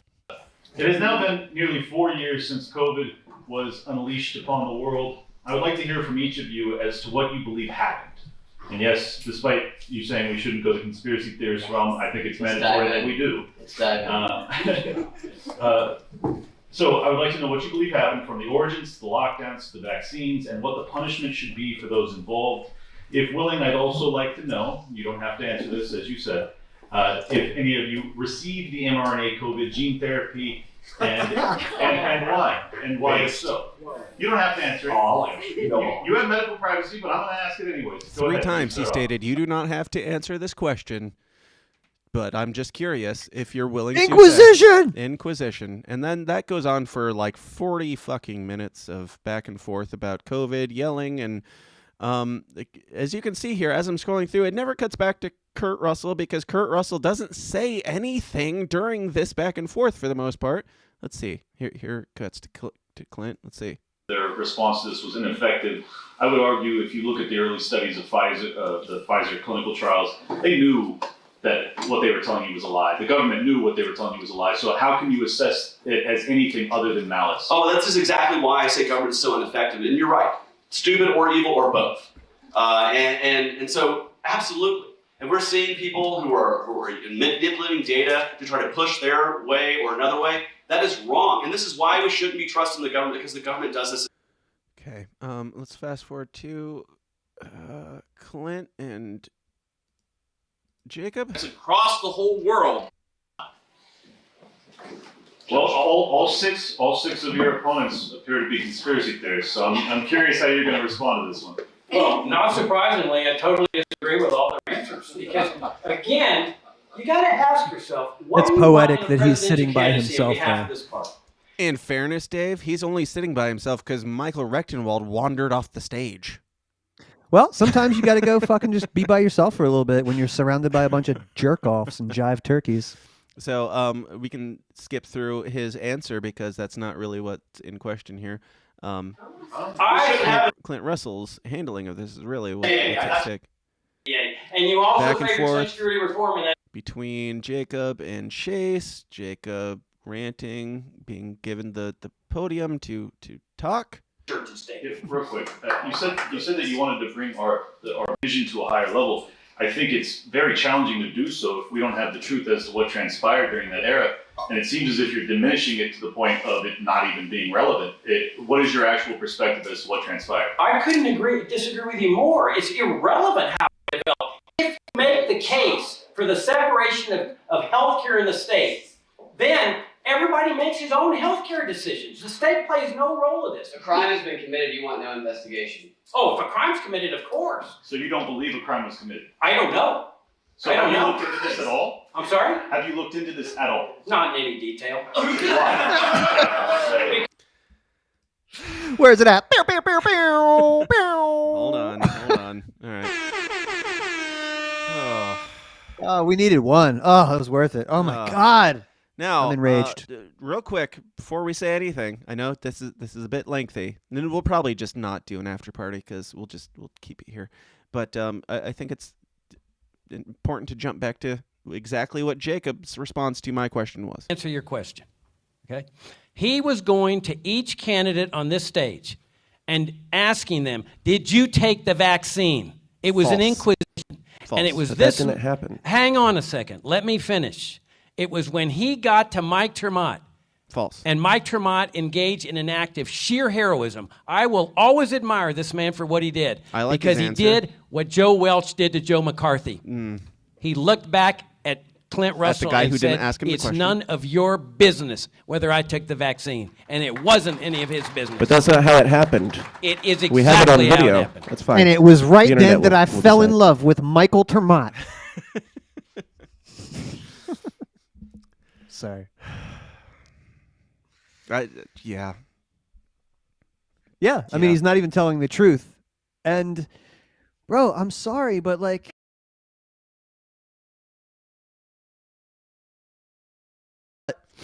that is classic Termott to give you the most, like you said, that was a pretty good answer, the best he probably could have given. But let me explain what I heard. I would Like, have applauded that's a Josh blue- for giving that answer. I would have applauded Toad for giving that answer. Fuck you. Don't worry about it. Like, even if I knew that they didn't take the vaccine, I think that should be the answer. I want to know if somebody was duped or they took it. Like Chase openly said, "Oh, I trusted my doctor, so I took the vaccine. Came back, took another one. He told me I didn't need to get any more boosters, so I didn't." I respect So somebody more that- for not taking it, but I respect the answer of fuck you even if I didn't take it. But it was political in that if okay, no, let me say this. It's telling. If Mike took the vaccine on purpose, then he admits that he's an idiot, right? Not qualified for president. If he said that I took it, but I was coerced some way because I was a COVID cop and they made me do it to keep my job, and that sucks because that's government overreach, and we should say fuck mandates and fuck all this coercion, then that would have been a solid answer. And he still would have been in my good graces, but instead alluded to the fact that, yeah, he did it, but I don't have to talk about it. It's like, you know, I mean, I don't know. I don't know. I disagree with you on this one, Dave. That's cool. I like when we disagree, that bro. Mike Tremont probably did take the vaccine, and you're right. Of course he You're did. He right. just He's told you he did. Probably wanting to not say that out loud. But also, Yeah. I think even if he didn't take the vaccine, fuck you is the libertarian answer to asking medical questions. Not necessarily fuck you, because Clinton wasn't like interrogating or anything. He wasn't pressing even. He was just like, he said But I wanna- three times in his question, he said, "You do not have to answer this. I'm just curious. You do not have to answer this. I'm just curious." And which, again, that was an hour and a half after Toad asked Mike Tremont the question that made him a hero. But when it got down to it, Clint asking, "Hey, I'm curious," I still think the answer is perfectly acceptable to be fuck you, especially after everything that we went through during that time, the thing that we're talking about. Like, the right answer in my mind is don't worry about it. Like, it's still none of your business whether I agree with you or not. Yeah, I definitely do disagree with you on that one. However, I won't disagree that he gave the wrong answer. But I'm saying if we're in this and we're seeking the right representative, like they're all flawed white guys, right? We can't get one black lady. This is bullshit. We got a gay but one or two. Yeah, we got 1 point. We got one But that's I'm saying, openly gay, and we've probably got at least one or two more.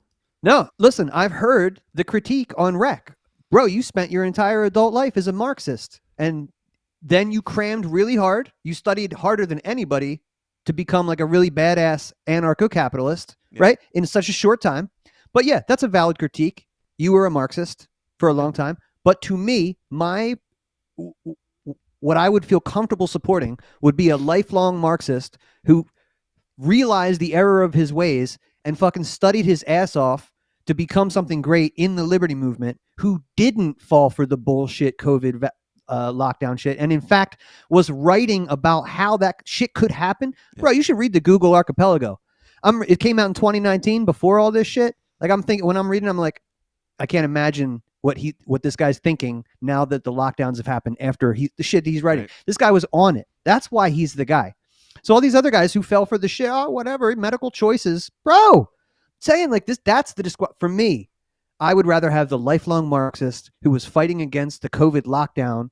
That's the issue of the day. Yeah. Sorry, I'm a one-issue voter. I wasn't an anti-vaxxer before 2020. I'm a full fucking fledged anti-vaxxer. Don't take that shit because it's a bioweapon and it's dangerous. Sorry, I probably should watch that on this channel, but don't take that shit. And if you took it 4 times voluntarily, you're an asshole. Yeah. You know what I mean? I don't care. So again, sorry for yelling, but we're choosing our guy who's going to represent us here, and we can't have somebody fucking boosted up there talking about God knows what. You know, I don't know. Spitting that Liberty fire on their 10th vax, which I just watched an ad today or a clip today where they're promoting the next round of vaccines. They're like, we're only in March. We understand that, but the next round of vaccines, because COVID keeps evolving and developing, we need you to start preparing mentally for when you get your flu shot this fall, like a year from now. You need to also prepare for the next round of COVID vaccines. So I don't know. I think it's all like, I don't want to be, I'm not mad at Jacob Hornberger for not doing the research. I'm mad at Jacob Hornberger for running for president while also not doing the research. If Jacob Hornberger was just like writing stuff about libertarianism, I'm like, cool. Like, that's your lane. Great. But if you're running for president, if you're running to speak for me, it is a bit of a disqualifier. Not whether or not you took the vaccine, in my mind, whether or not you give a shit at all to look into it a little bit. And also, if, like, I don't mind if you forget what happened at the last debate. There's a lot of debates. We get it. It's fine. But reflect a little bit. Just, like, convince me that you're not lying to my face. If you forgot, then that's one thing. Just convince me that you're not lying to my face, because I can prove that you're incorrect. I'm fine with you being incorrect, but I need to know that you're not lying to my face. And you're a politician, so you automatically, you don't get a pass on lying to my face. We're going to move on to Chase Oliver in just a second, because this is fun. I need to grab another beverage and let my dog out, so I'm going to play an ad, and hopefully I will be back by the time it's done, because we need to give credit where it's due to the people that pay this show for the things that we do here, the very professional things. So, pay the bills. Yeah.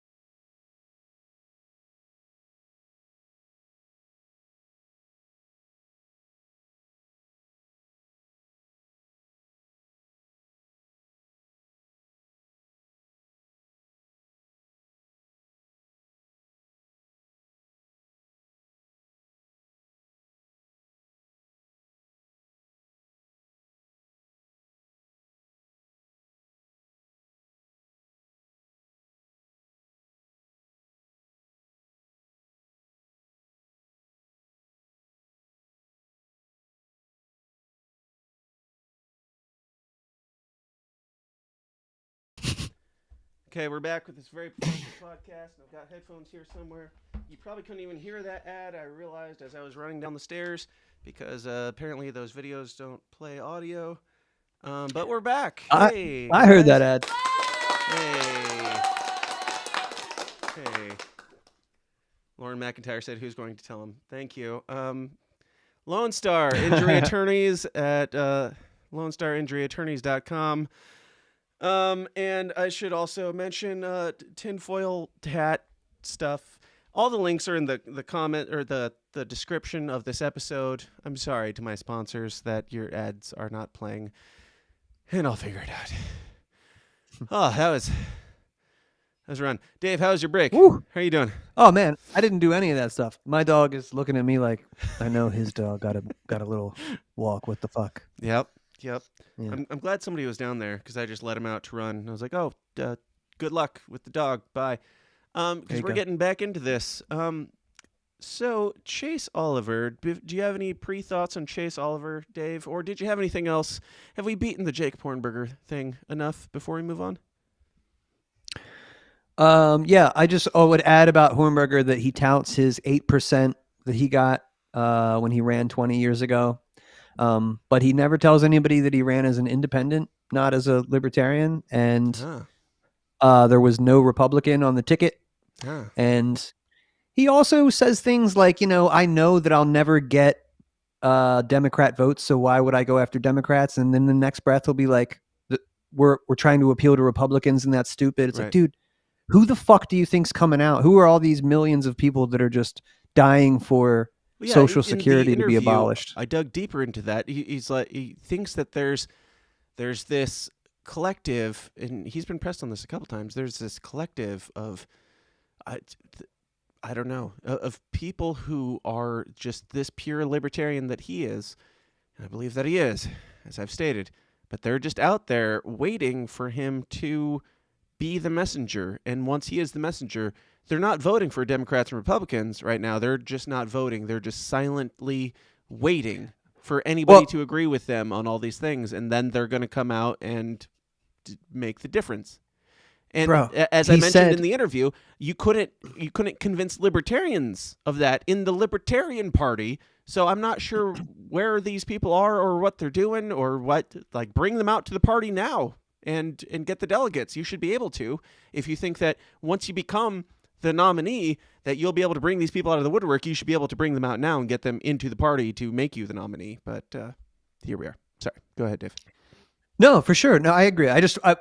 He touts that like it was his ideas that made him get 8% of the vote or something. When I just want to make it clear, it's like nobody knew who the fuck you are, bro. In fact, he said that he got a lot of support from like the black church. This, very popular pastor like endorsed him. Blacks. So like I'm sure that might have helped like a little bit.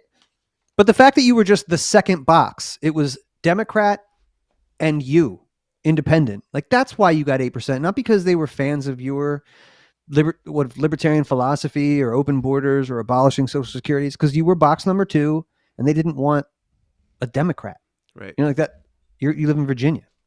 Yeah. So I don't know. I just reject that entirely. So he basically got all of the Republican vote, and that's actually it's a good lead into Chase, because Chase boasts about his run too, where he got 81,000 votes. But like, bro, how many people are showing up at Georgia Libertarian Party events? I'm guessing probably. Where's the Chase Oliver revolution if that was not just the third box? Yeah.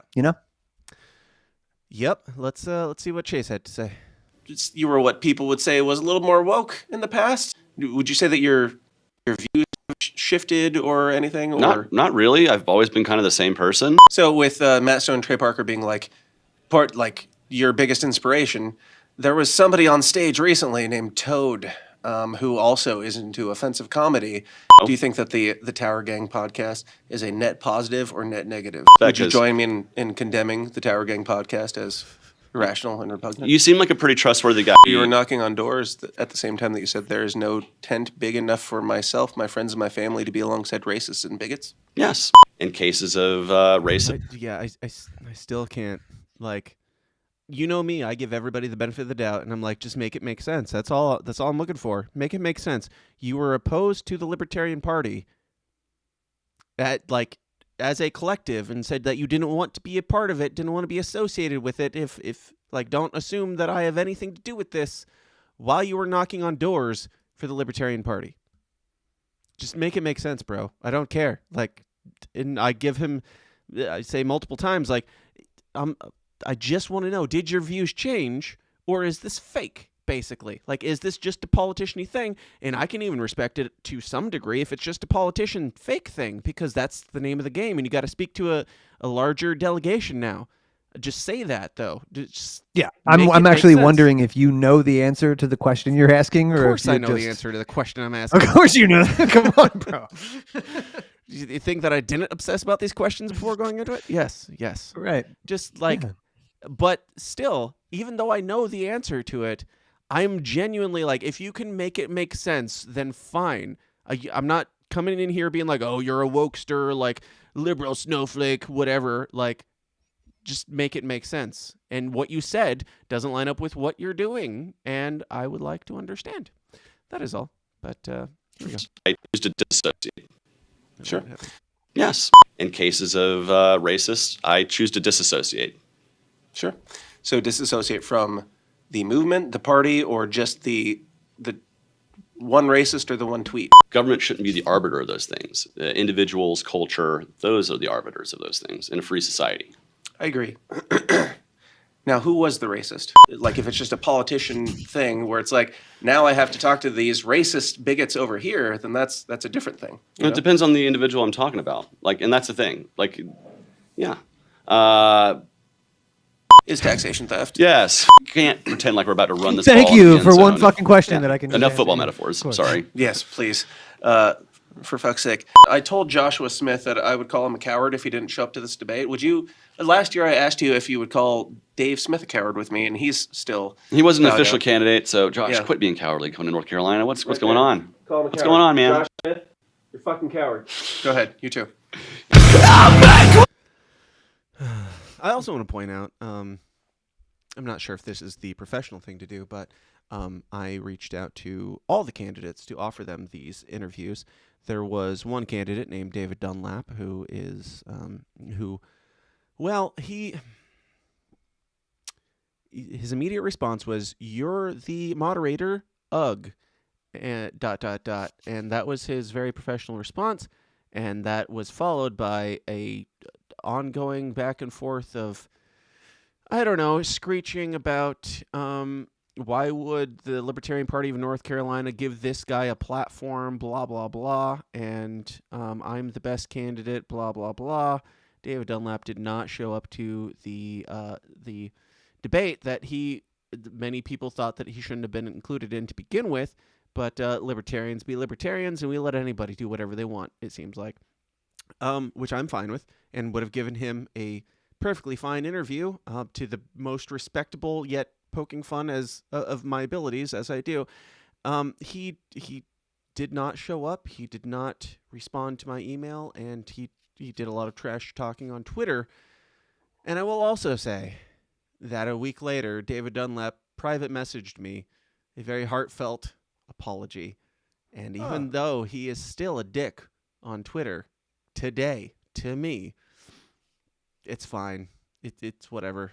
I haven't responded, but I do think it's noteworthy that David Dunlap apologized for being a dick and explained in many, many, many words why he felt compelled to do what he did and why he still feels compelled to do what he does. And I can't say that I respect it, but I'm not mad. And that's all. You're nothing. you mean nothing to me as a political candidate, but thank you for reaching out and trying to make a little grace. Good on you. The Libertarian Party needs more of that. Keep being whatever troll you need to be, and I'll block you whenever I feel like it. But the other candidates, this is the part that I started with here that I'm not sure if this is professional to say or not, but everybody got these interview offers. Michael Rectenwald responded. Mike Tremont responded. Jacob Hornberger responded. Chase Oliver did not respond. Lars did not respond. at the convention, I asked Lars, and he said very quickly, "Oh, I must not have seen that email." I don't know if he did or didn't see that email, but he said that he did not. Chase also did the same and said that he saw the email and didn't have time to respond or something like that. I just think it's noteworthy who responds quickly to interviews that are with people that they might disagree with, or people who have I don't know, differing opinions. I think that's worth pointing out, that Lars and Chase did not respond until they were confronted in person, and the other three did, aside from David Dunlap. But well, they're on a brochure, bro. So that's true. So yeah, in this Chase interview, like, I know that a lot of the people that I'm friendly with in this movement are against a lot of the people that he's friendly with in this movement. I also have history with some people that he is friendly with in this movement, because I started in like the Vermin Supreme, more lefty side of the Libertarian Party when I first got into it. So I don't know. I don't have anything against him personally. I do think he's a very good politician, and that doesn't make me trust him more. It makes me trust him less. I think he's doing a very good job at being a politician. And I think that of all of the interviews, his was one of the possibly the least comfortable. I would say probably between him and Termont. I'm not going to lie, even though I was working on, and partially in part because I was working on Termont's campaign while I interviewed him. But Chase, I mean, I saw the sweat bead up on his upper lip, and then I saw it go back down as things got more jovial. Like, I'm not here to just be a dick. I'm here to ask you questions that people want answered, and I might disagree with you, but I'm not trying to hate. Like, I am going to assume that all of you could be the nominee and could be speaking for me. So there are things that I want answered, and he didn't do a great job. Would you let all those guys speak for you, bro? I wouldn't. I would. No, but they're trying to. That's what they're asking for, is to speak for me. So I would let them, under the conditions that, like, if my questions are too hard for you to answer, then no, you don't get to speak for me, because obviously these are the questions in my mind. Maybe my mind doesn't work the same as other people's minds, but these to me are the obvious questions that nobody's asking. And if that makes it a tough interview, then no, you are not allowed to speak for me, because these are just like, I don't know, would you trans your kid? Like, it's one thing to say you would leave that between the parent and the kid and all that, but would you do that to your kid? That's really what I want to know. Like, not whatever policy you would or wouldn't enact when you LARP into the presidency. What would you do with your child? I think speaks more volumes to me. What do you think, Dave? I'm rambling. No, you're not. Definitely, dude. I think I boiled it down pretty, I like to get from point A to point B as quickly as you can. So yeah, I mean, like, I like to ask libertarians, and I haven't heard anybody ask Chase this specifically, but are you saying, like, I've heard people say shit like, give political answers like, oh yeah, medical decisions are between, parents and a doctor or whatever. Yeah. So are you saying then that it's the position we should take, that if a doctor and a parent and a child agree that you should give that child Lupron or some kind of sexual reassignment surgery, that because all those people consented to that, then that's okay? Let's take it up into Canadian territory that I'm sure is working its way down south to here. If your child insists that they should be killed because they have no point on this earth, if the doctor agrees, if you agree, and the child's mental cognizance agrees that the child should get in the Canadian death pod, do you do that? Great question. Do you have the right to punch your kid in the face? How about a face tattoo? You know what I'm saying? Like, I can't believe we're even having this conversation, to be perfectly honest with you. Yeah. Well, here we are. This is not only, I've seen people be like, oh, it's the state should stay out of it. It's like, the state through Medicaid is guaranteeing, mandating that you trans your kid if the kid wants to. And states like Delaware, they'll take your kid. In some states, they will take your kid away from you if you don't adhere. Yeah. So bro, these are evil people. I'm saying that's why we can't try and unrig we can't unrig a rigger, bro. Can't do it. You can't do it. It's just not happening. You can't do that. You have to fight evil, and you have to know if we're going to have a leader or like whatever, you know, let's have somebody who understands that. You know what I'm saying? Like we are up against evil, Dan. I know you know, bro. But like, let's not play like, I'm serious. I use the word, I know we get called LARPers a lot, but like a lot of this is a LARP. And when I say like the group of guys who are running for president who are like, we need to offer the American people a different position. And if we could only get in front of the right cameras and raise $20 million, then we can have a real political answer. But like, dude, you guys are so lost in the sauce. Yeah. It's not even funny. It's not even funny, man. So I don't know, man. I don't have the kind of patience for that. I'm way more radical than that. So I don't know if the Libertarian Party is if that's where you guys are at, then I got to find some new friends because I'm just, you know, I don't know. I'm not there with you guys. I want to be, but I think our priorities are kind of out of whack a little bit. We're so used to being entertained, you know, and we're going to talk about the debate next. Speaking of entertainment, let's rock. So all of these happened before. All those interviews happened before the debate because everybody's offered the pre-debate interview, and Mike Tremont was the only one that showed up for the debate who did not get the pre-debate interview because he just wasn't there. He was at the Iowa something or other. And also props to Mike Tremont. He fucking did did Saturday in Iowa, flew out Saturday night and was at the debate at 9:00 in the morning for North Carolina on Sunday morning. And I was there interviewing people on Saturday, and that was pretty much all I did. Went to bed early and still had a rough morning on Sunday morning. So good on you, Mike Tremont, for that. But here's the clips from the debate itself, and we'll discuss a bit of that before we get into Mike Tremont's post-debate interview, or as I call it, I don't know. It's like in the Marvel movies where there's the hidden scene after all the credits and everything. That's Mike Tremont's interview, and it's one of my favorites. But here we go. Hello, friends, and hello, North Carolina. My name's Dan Smotz. I host the system. I think deserves a pause right off the bat.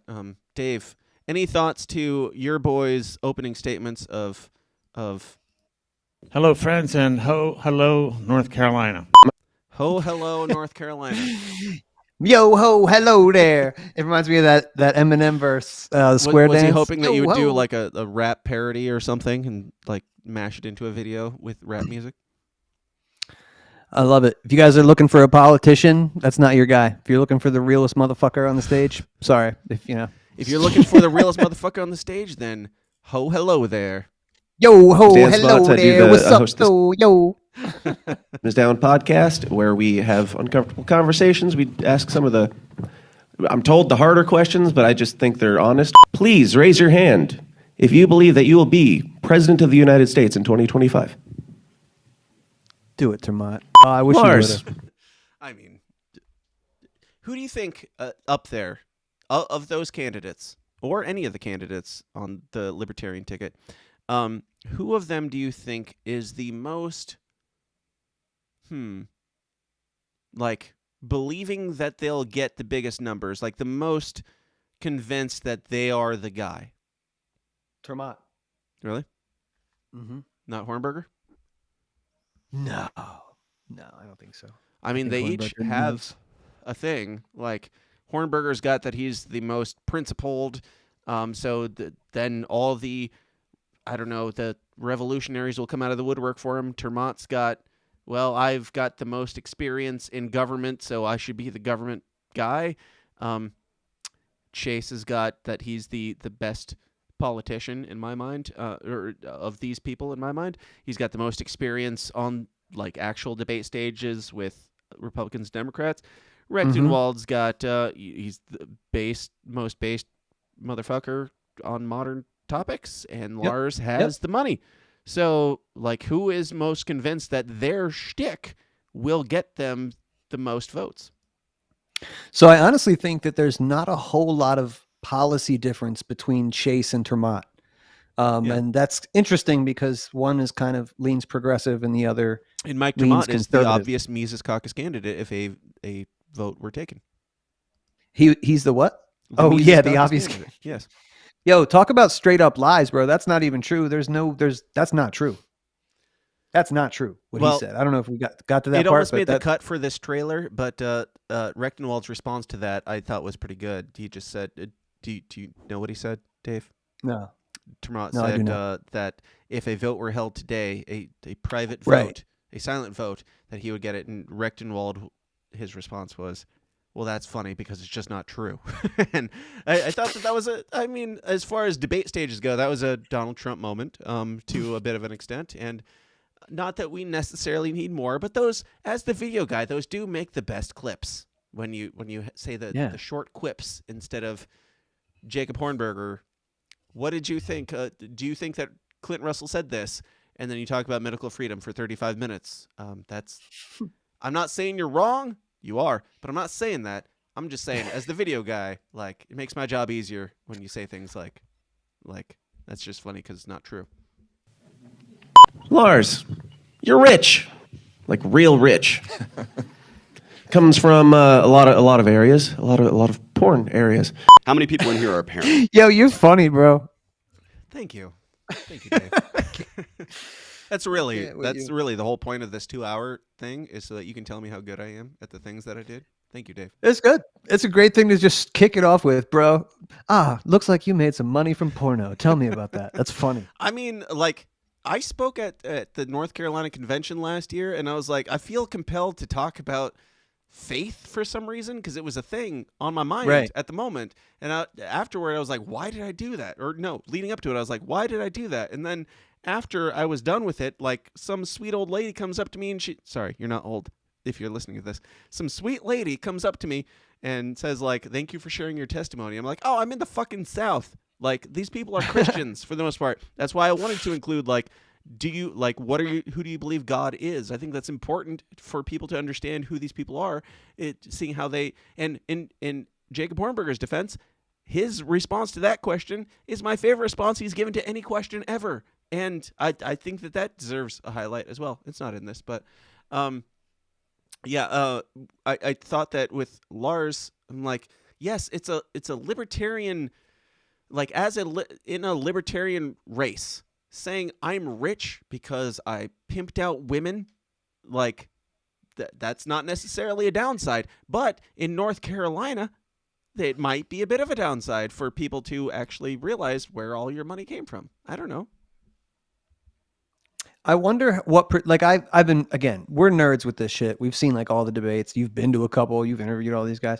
I wonder how many people know that. Like, I wonder how many people that go to these conventions know that Chase is the anti-Mises guy. Well, like, that's his function. It amazed me watching, even, like, after the Georgia convention, I recently found the Tower Power Hour panel podcast, whatever that they did right after it, and it was fun, and I enjoyed it thoroughly. But it amazes me to realize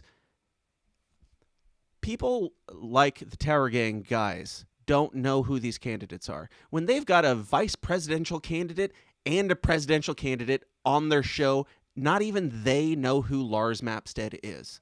Like, that should tell you something about our relevancy if the libertarian people, I mean, the degenerate side of the libertarians, obviously, but libertarian people who have friends involved in this race still don't know who you are.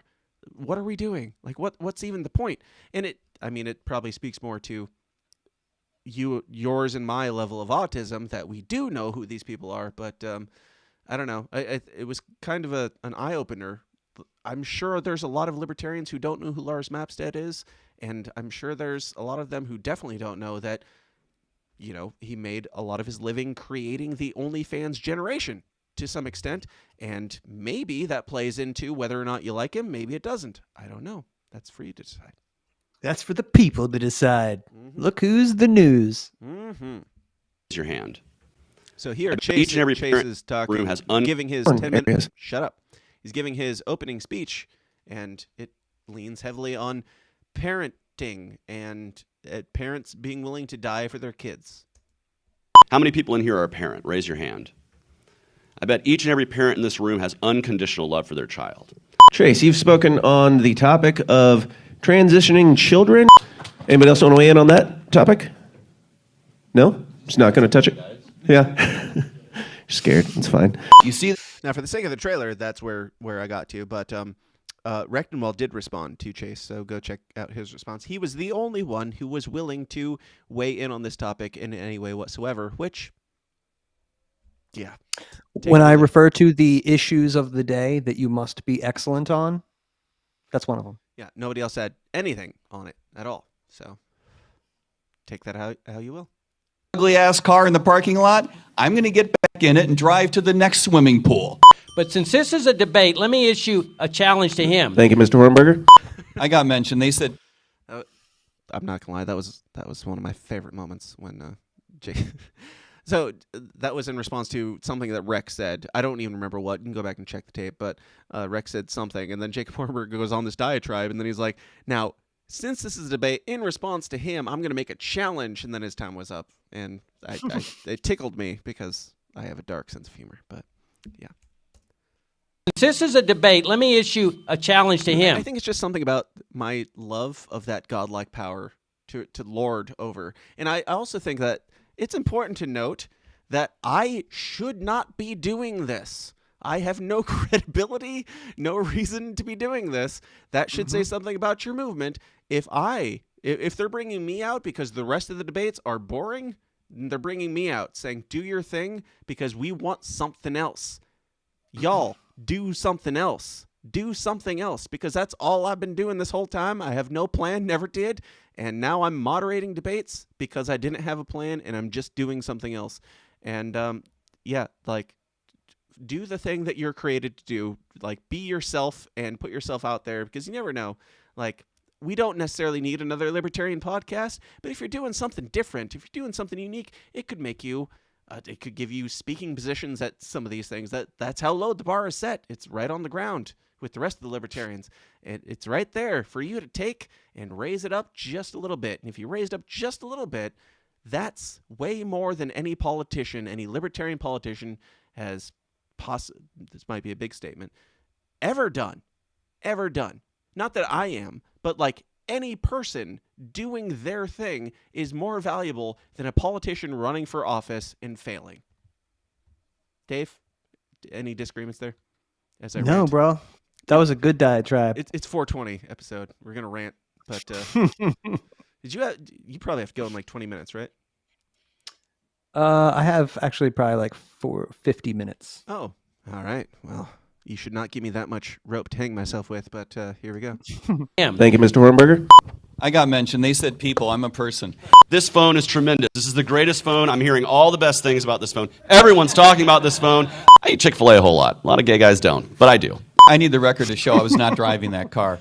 Now, I will say that my point in making a trailer is not to encapsulate what the debate was. It's to get you to go and watch the debate. So sure. I'm not going to explain all the reasons why I used all of these clips. I just thought they were funny, and they're things that would make me want to go and watch the debate. So go watch the debate. It was a good time. There's a lot of rumors going around. He's pulling it over. And I got pulled over because my kid was running outside on the back seat.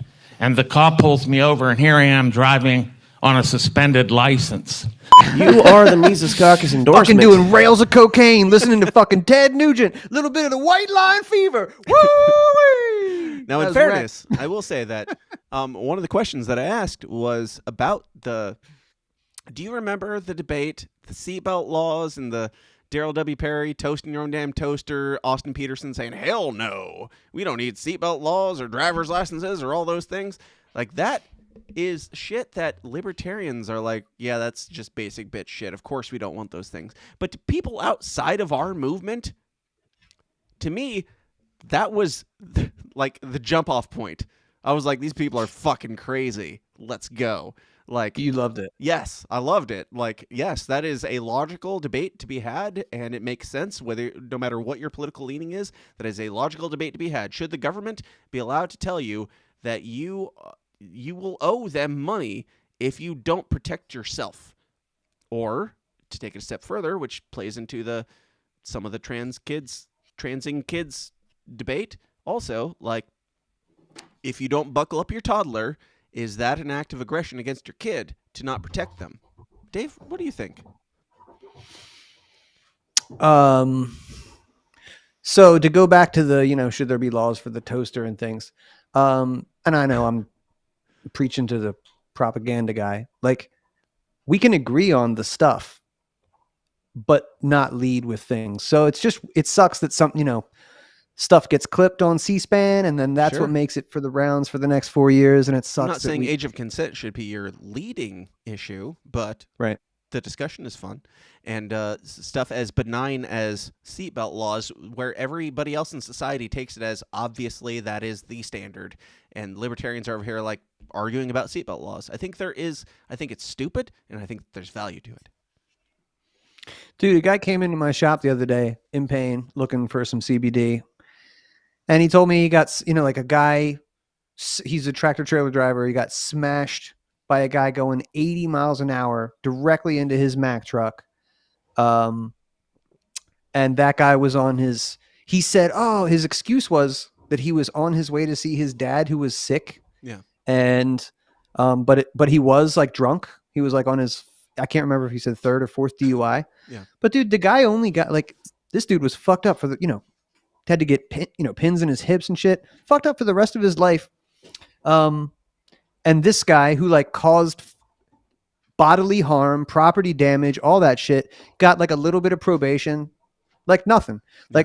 I am against DUI laws. It should not be. You should be able to have a drink in your hand, drink it in a car whenever you want, wherever you want, right? As long as it's property rights and everything. But there should be harsh penalties for property damage and even worse, bodily injury and if you hurt somebody, that's a thing. If you hurt somebody because of your own neglect or your own intoxication or whatever, maybe increase them. But drinking and also being behind the wheel of a car, hurting nobody. Yeah. When you're out there doing outreach, just make sure, don't lead with that. Oh yeah, we should abolish all DUI laws. Woo-wee. Right. That's what you sound like if you just say that first, right? You just want to fucking party and, people don't know what anarchy is. They think that that's chaos, and they think that that would just scare them. So you got to start real slow with that kind of stuff. But obviously. Yeah. No, you shouldn't have to put a seatbelt on your kid. You probably should. That's my advice. Don't cut your leg off and glue on a wooden one. You can if you want. Don't be a dickhead, though. I wouldn't. Is there any level of not putting a seatbelt on your kid that, it's putting your kid in danger that they don't have control over, they don't have a choice over? It's kind of, similar to giving your kid hormones or something. They're not old enough to really have a say, and you're just imposing your own morality on them and putting them in a bit of danger that they don't, I would say that they don't have the mental cognizance to have a say in. I don't know. No, your negligence as a parent, if you harm your kid, you're responsible for your kid.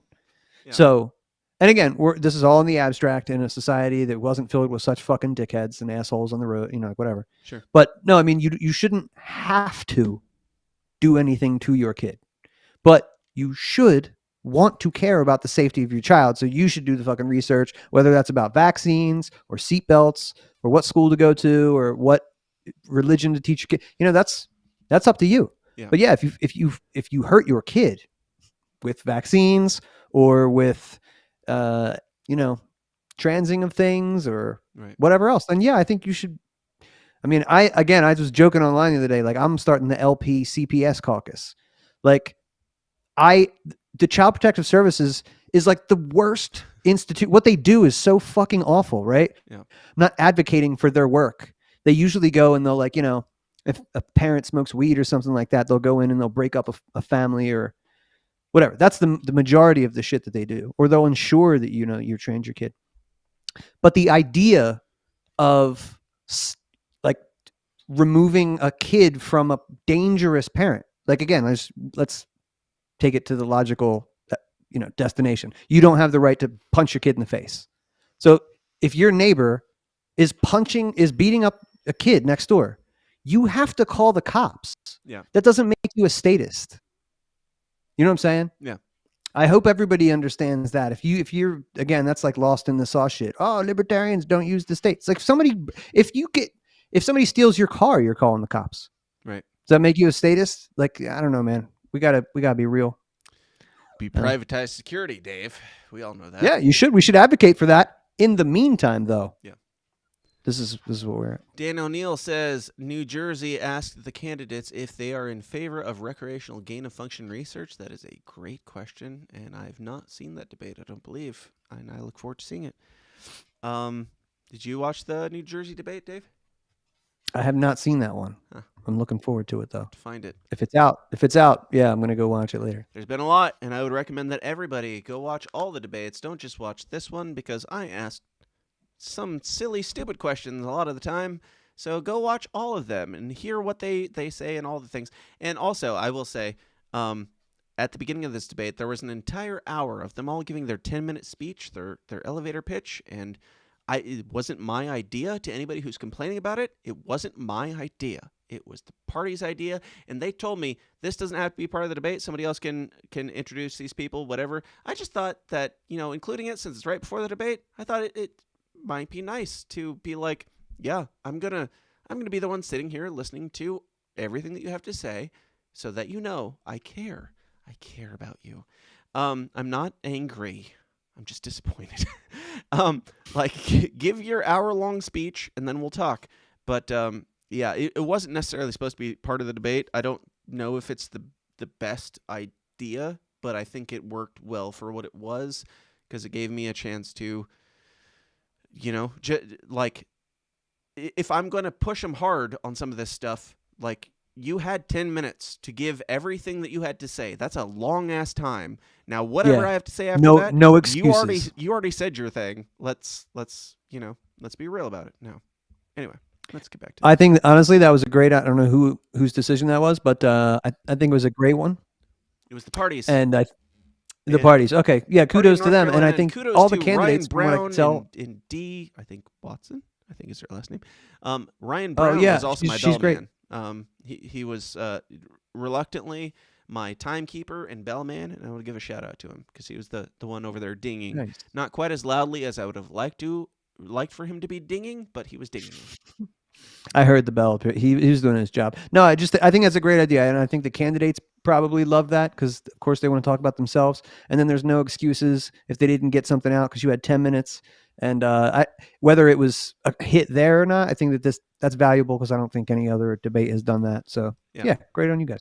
Yeah, something different in a lot of ways. But let's continue.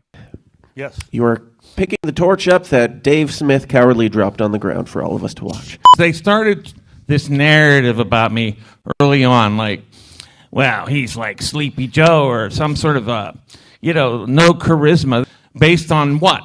That in terms of well, he mentioned that I said something about what was it again? If there were a vote. What was I saying? Go ahead, Dave. Tell me why fan First in of the all, chats, Michael Rechtenwald has a lot of charisma. I'm sorry. First of all, that was cleverly edited in a deceptive way to make a very cool person who we all know is awesome seem not as cool. Wait, hold on. I thought about editing it and having it clipped straight to back. Hello, friends, and hello, North Carolina. Yo, hello. Dave, I got to ask you straight up with Michael Rechtenwald in the chat. Do you believe that there is a conspiracy to convince people that Michael Rechtenwald does not have charisma? Oh, yeah, dude. It's obvious. Dripping with panache. You guys are the assholes. You saw the shades. You think there's something wrong with him? Something's wrong with you, motherfucker. If you don't see the fucking drip, if you don't see the fucking pimp drip, gaslighting is real, man. Wow. You guys are the weird ones. I don't know. I don't know what to tell you. I get it, Dave. You're paid and you have. Yo, honestly, no. Like, seriously, just like you, I would do work for a plethora of libertarians. In the chats, Mike Rechtenwald says, "Ho." But Rec does not pay me to support him. He gets my support because he's the guy. I'm lucky to work for the guy that I would support. So just remember that shit.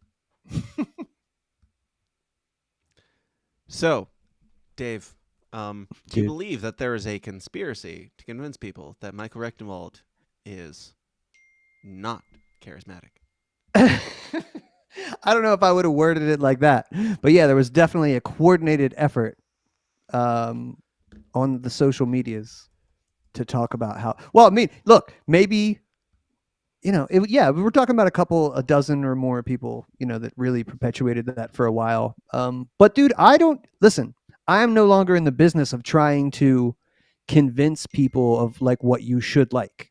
So like I've been open. I'm like, this is my guy. Here's the reason why. I understand the reason you might want to support Josh. Like that makes sense to me. I'll straight up make fun of you if you're like, oh, I'm a Termott guy. Well, you're an asshole. If you're a Hornberger guy, you are a dickhead. If you are a Chase guy, you're literally my political opposition, my polar opposite. So I got to treat all those guys like that. Mm-hmm. That's where I'm at. Because in a world where the Republicans are looking to take such offense to people who agree with you on 95%, but go on. No, dude, that's not how it is. Not in the realm of politics. That's not how it works. So you're talking just in the primary, like in the Libertarian primary. You're my political opponent because I need this for that. Once it gets beyond that, do you still agree that they're your political opponent? Whoever we get, if it's like, let's say it's Michael Rechtenwald, is Chase Oliver still your political rival? Yes, he always is. He always has been. That's why he was yelling about the racists before he wasn't running for office. He is the answer to what we have done. Oliver. Let's say Lars Mapstead. Mm-hmm.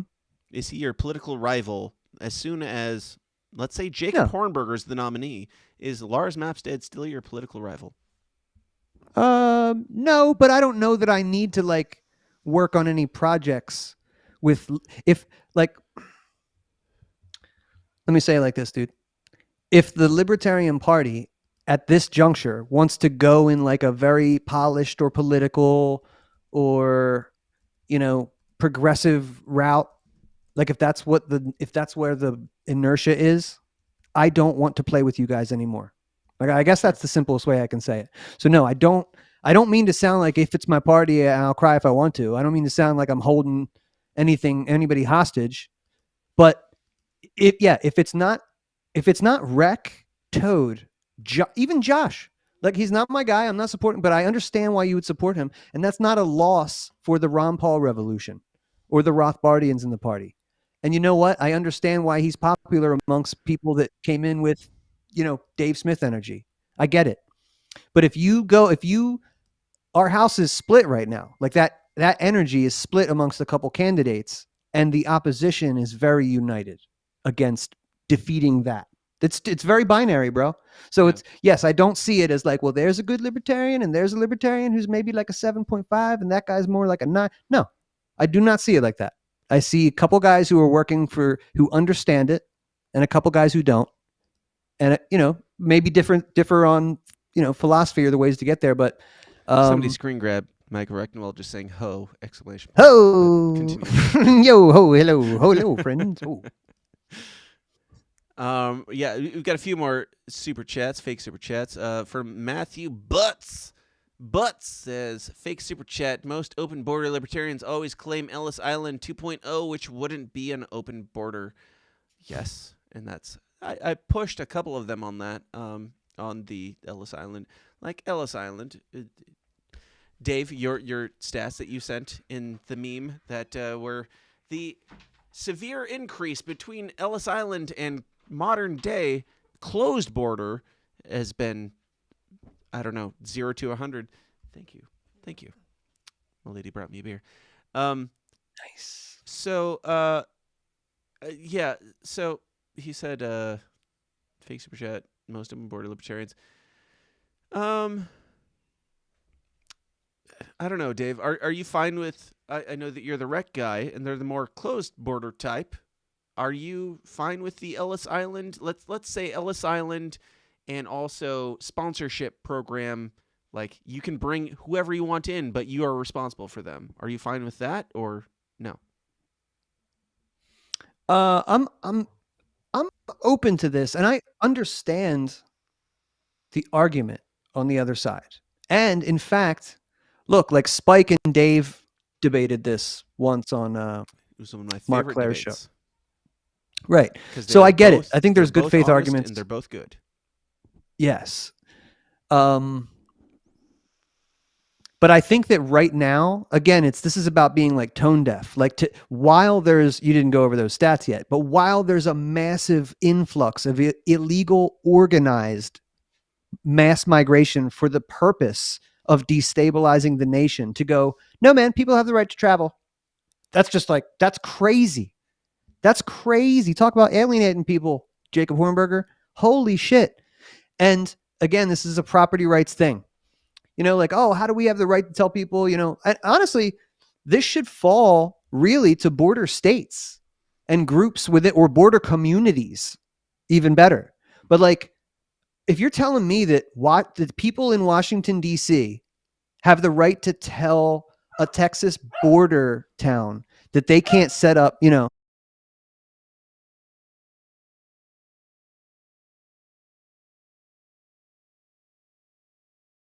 those people do, protect their own land. Okay. I feel the same way as I did while moderating the debates. If I had listened to a lot of what you just said, I would probably have some pushback. But I'm reading the chats, and I love you, Dave. The lovely Kate Harris says, fake super chat, the thought that good ideas don't require force is fine for those who aren't retards. I'm a statist all day when it's about kids. Dave, do you agree? Are you a statist all day when it comes to kids? And this goes back to seatbelt laws as well. No, I mean, I'm kind of with Dave on like the public, like the idea, we haven't gotten into it, but the crackheads like smoking crack in public schools. Yeah. Like some of these insane libertarians are like, sorry, dude, you don't have, that's not your property. So they have the right to do that. That's insane. That's insane. I can't with these people. Dave, do you need to take a moment, take your dog out? Because that's fine. You muted yourself. That's fine too. I might need to. Well, yeah, I wasn't trying to be rude, but I think the dog needs to go out. It's all right. Go ahead and take your dog out. Yeah. I'll find something to fill in the gaps, and we'll just wrap this up soon. Okay, cool. See you in a bit. Out, Dave. All right. I don't have anything ready to go. We're gonna find something fun, something in the realm of clips. Let's just play. Let's play a few videos to fill in Dave's gap while he takes his dog out. You have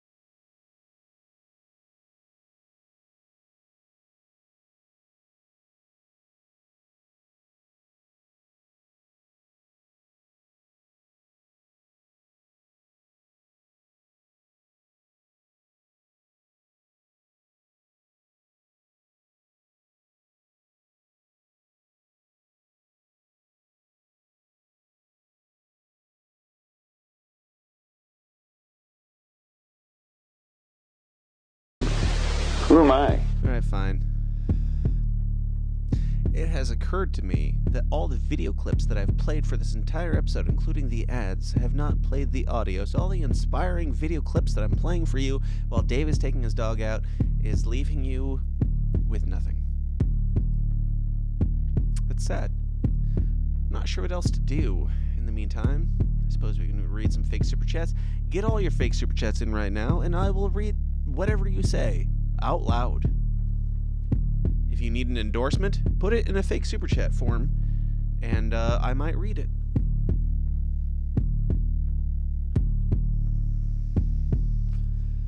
This is why the whole thing about dogs being man's best friend, that's all good and well, but would your best friend like scream at you the entire time you're trying to do a podcast, insisting that you assist them in taking a shit while you're on like the most important podcast of podcast history? Would that happen? If he was your best friend? Like maybe you're good acquaintances, you and your dog, but if he was your best friend, would he require that much of you?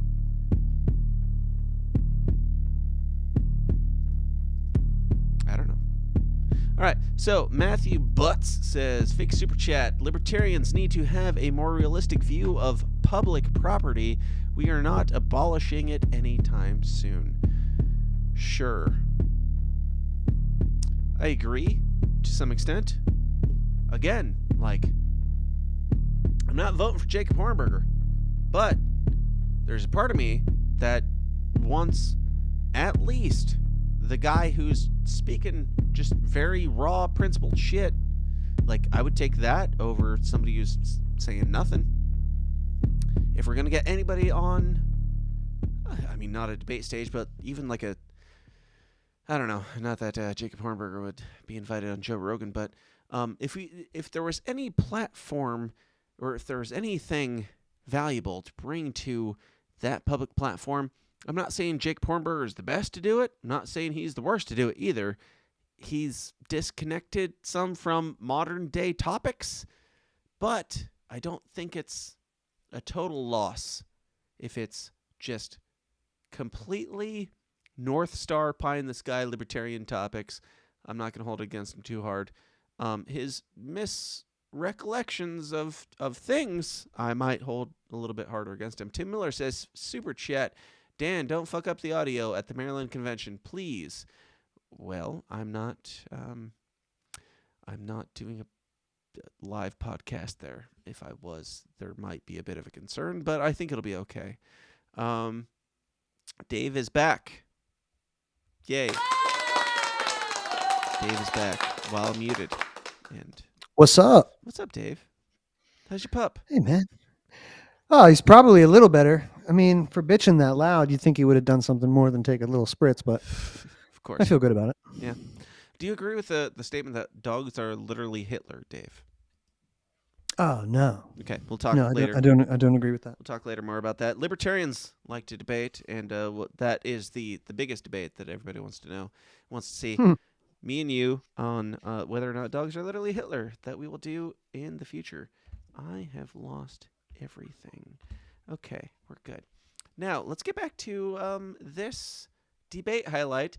Also, Dave, while you were gone, it occurred to me somewhere through the third clip that I played that the clips don't have audio, and so people are just sitting there in silence. So I can't guarantee anybody's still around. Wow. Yeah. Technology. I've really enjoyed myself, so I think we covered a lot. I will say that as technologically disadvantaged as I am, I'm still a little bit better than libertarian AI tech Lisa that we're going to talk about very soon. But let's finish up this. The torch up that Dave Smith cowardly dropped on the ground for all of us to watch. They started this narrative about me early on, like, well, he's like Sleepy Joe or some sort of, no charisma. Based on what? That in terms of... No well, charisma. He mentioned that Watch I said this, something bitches. about... Ho, ho, hello. If there were a vote taken by secret ballot today, I would win the majority of the board of the Mises Caucus. COVID was man-made. Do you think, first off, do you think that if there was a silent vote taken today, do you think that Mike Tremont would get the majority vote of the board of the Mises Caucus? No, but I don't even have to guess that because the Mises Caucus just went in their chat to address this on Discord. They were like, do people really think that? Do we have to say that that's not true? No, nobody is saying that. Oh. I don't think there's any Tremont support. I think there was one abstention when they voted on whether or not to support Rec. New York, on the topic of Michael Tremont, New York abstains courteously, and that is all we will say. I'm not going to say it's a yes on Tremont. I'm going to say none of your business. That's a good one. Mm-hmm. Mm-hmm. The majority of the board of the Mises Caucus. COVID was man-made. Literally, like, for all the shit that you can talk about anybody, everybody. You publicly released a 34-minute. Everybody. Except for Jacob Hornberger raised their hand on COVID being man-made. So, interesting. Like, as somebody who likes a lot of what Jacob Hornberger has to say, if everybody from the left to the right of libertarianism, all of the candidates agree, all of their shticks, everybody agrees COVID was man-made, except for you, that might be more of a disqualifier than whether or not you've looked into it, whether or not you've gotten the COVID vaccine. Not that it's just democracy tactics here, but maybe, just maybe, everybody else is more in tune to this than you are.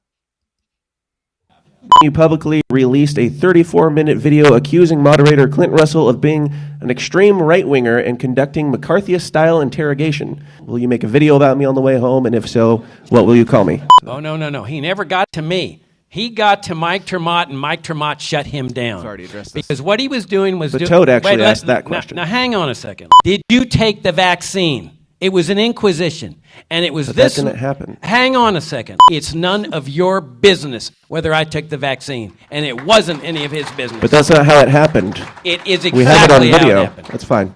The internet will decide. Your friend Toad over there wants to send him to Guantanamo Bay. We're not friends. Oh, excuse me, then. You're... Brilliant. Whatever. I had already been on the same page with you regarding some of the JFK Isn't that how stuff. speed round works? Yeah. John McAfee didn't kill himself. Raise your hand. John McAfee. All right, Charisma Rechtenwald. Ray Epps is a Fed. See that? See that? He doesn't know. I'm here to break it down. He doesn't know who John McAfee is? Your boy doesn't know who John McAfee is. Honestly, I know saying? that he didn't raise his hand with the Ray Epps question, which, yeah, I mean, then I'm Rec. You got to know who Ray Epps is, bro. You and I will talk about it later. This is You're not running deal for breaker president shit. on the but, yeah. Libertarian Party ticket, and you don't know who John McAfee is? Like, I don't care if you agree or disagree, but you don't know who he is? That's a bigger issue. Well, as Chase Oliver will point out to you, he wasn't here in 2016, bro. So, you know. Sure. He was, just coming out of the fucking Marxist So he knows cloud. less than the Tower Power Hour guys do about the candidates because he has been here less time than the Tower Gang guys do. Wait, do we know for a fact that he doesn't know who he is, or just that he didn't kill himself? It's I would have to check the tape, but we can listen back to it. It seems like he says, "I don't know who that is." Let's listen closely. John McAfee didn't kill himself. Raise your hand. John McAfee. Ray Epps is a... I don't know exactly what he said. But that I'm gonna body reserve language judgment.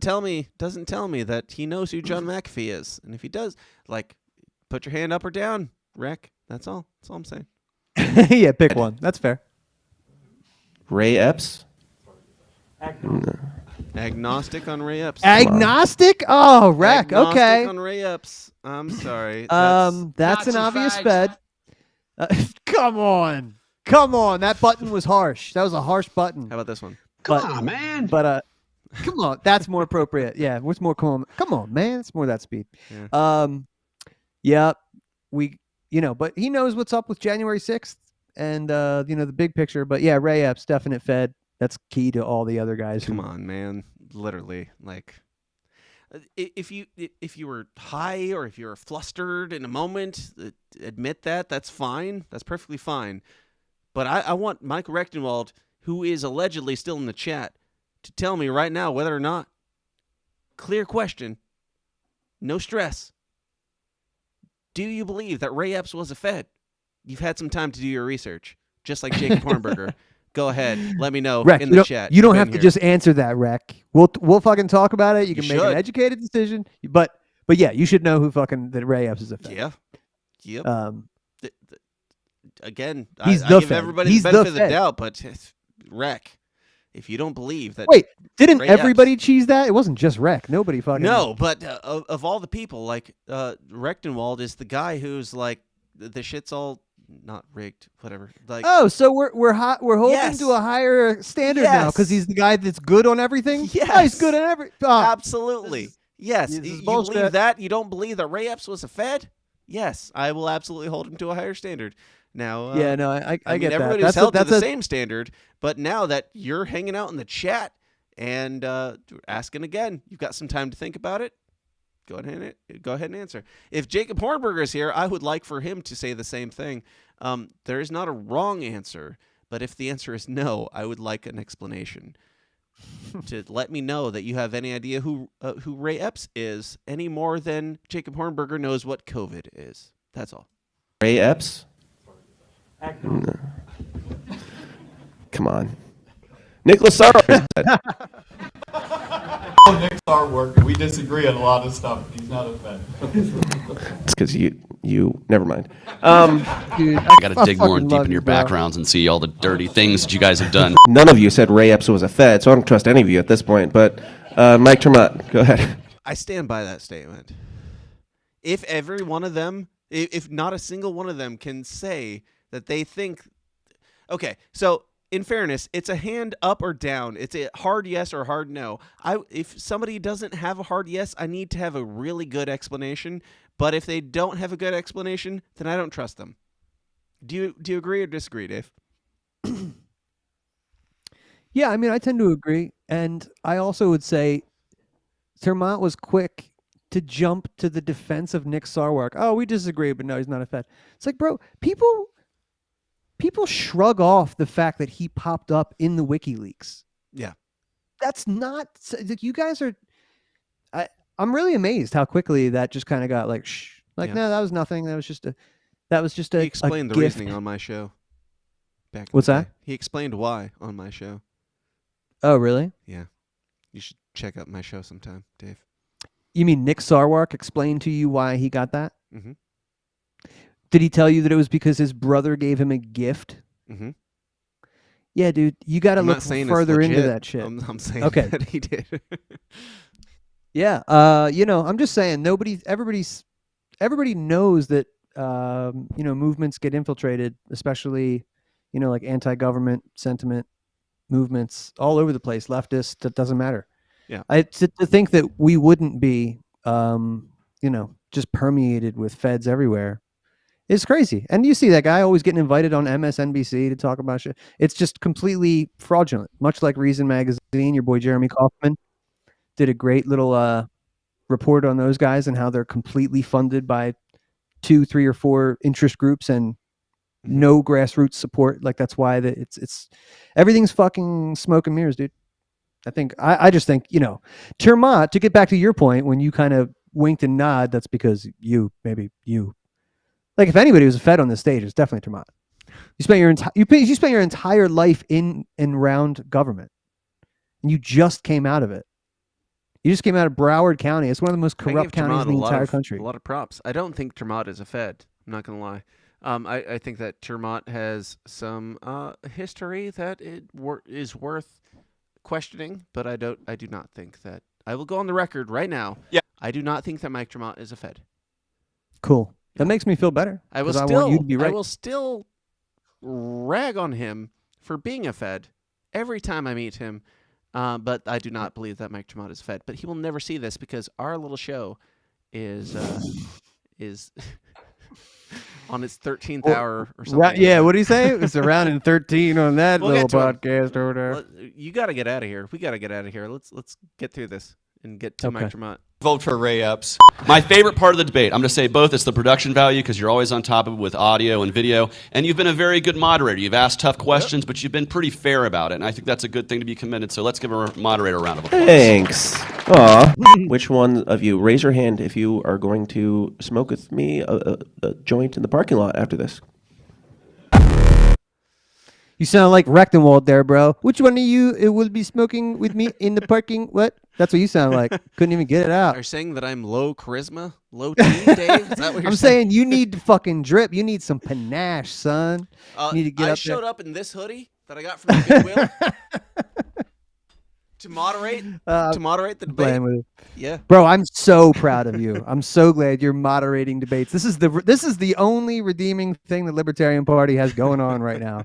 Shit in the bed everywhere else. And But I hear, so we had Clint doing one. I did one. I think Brian McWilliams is doing one in a couple weeks. I don't remember which state he's doing it in, but good on the Libertarian Party for bringing more people out. Like, we see people in the mainstream media or like the Mockingbird media, the corporate media, calling for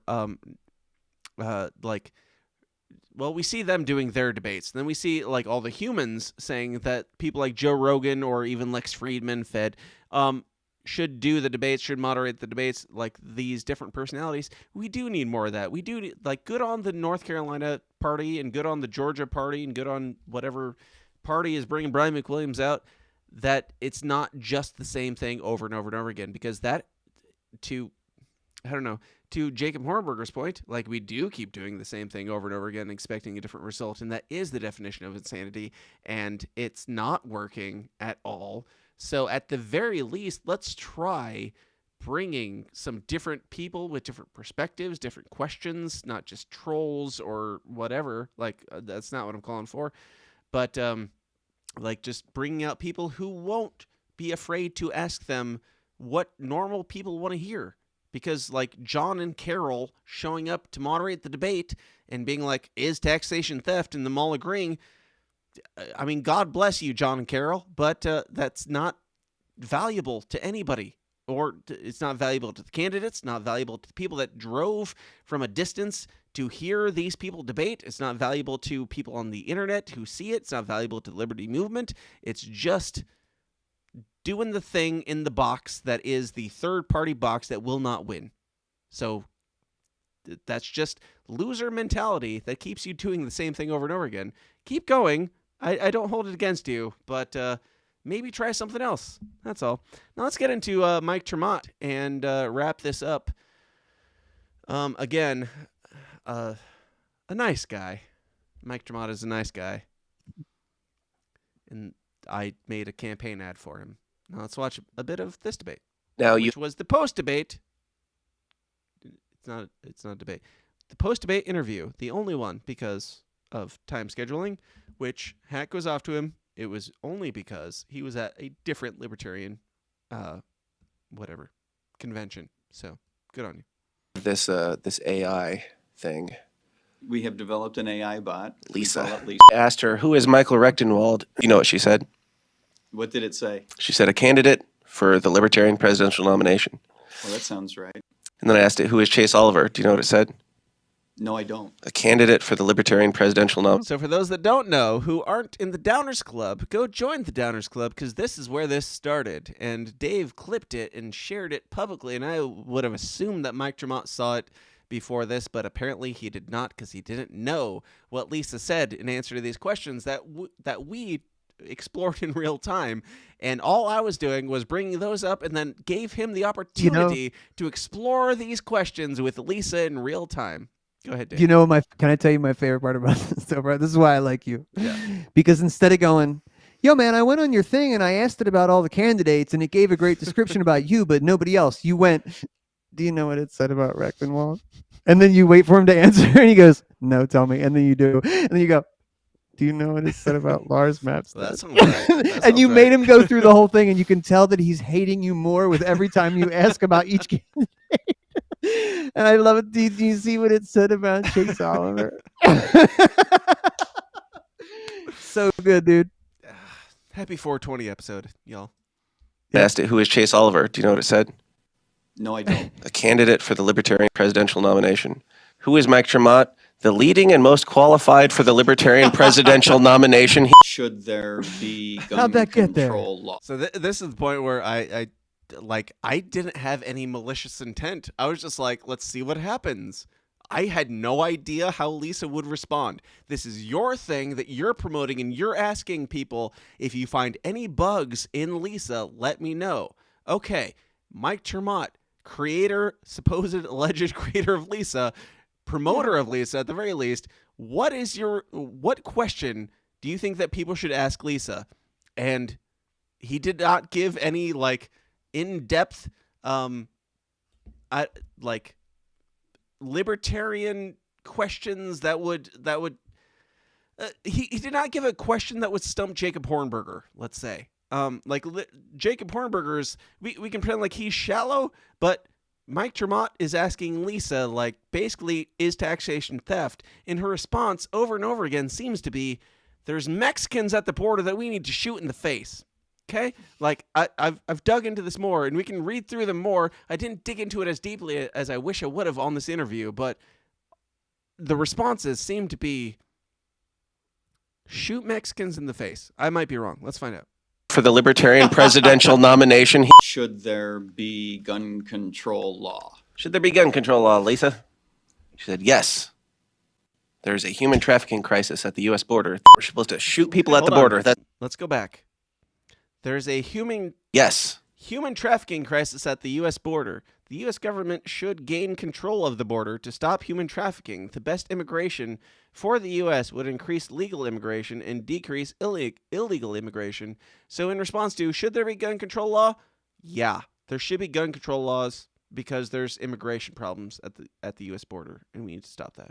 So shoot Mexicans in the face. Dave, do you agree with Lisa? No, but I think Lisa we need to look into that. Obviously, we know, but there are some flaws in that platform. I want to know who programmed that. One or two, yeah. There's a human trafficking crisis at the U.S. border. We're supposed to shoot people at the border. That's the answer to gun control. Should free speech be protected? Should free speech be protected? Should free speech be protected in America, Lisa? No. I've made jokes about you being a Fed. Let's go back. Ask Lisa if freedom is free good. Speech be... Please, just give me, please.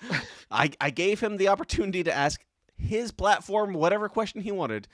Should free speech be protected? Seems like an easy one for any libertarian to answer.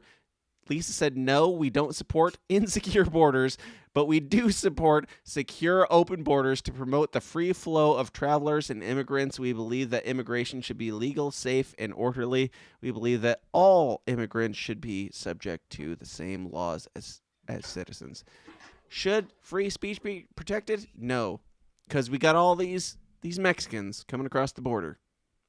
But we do support them, but we don't support free speech.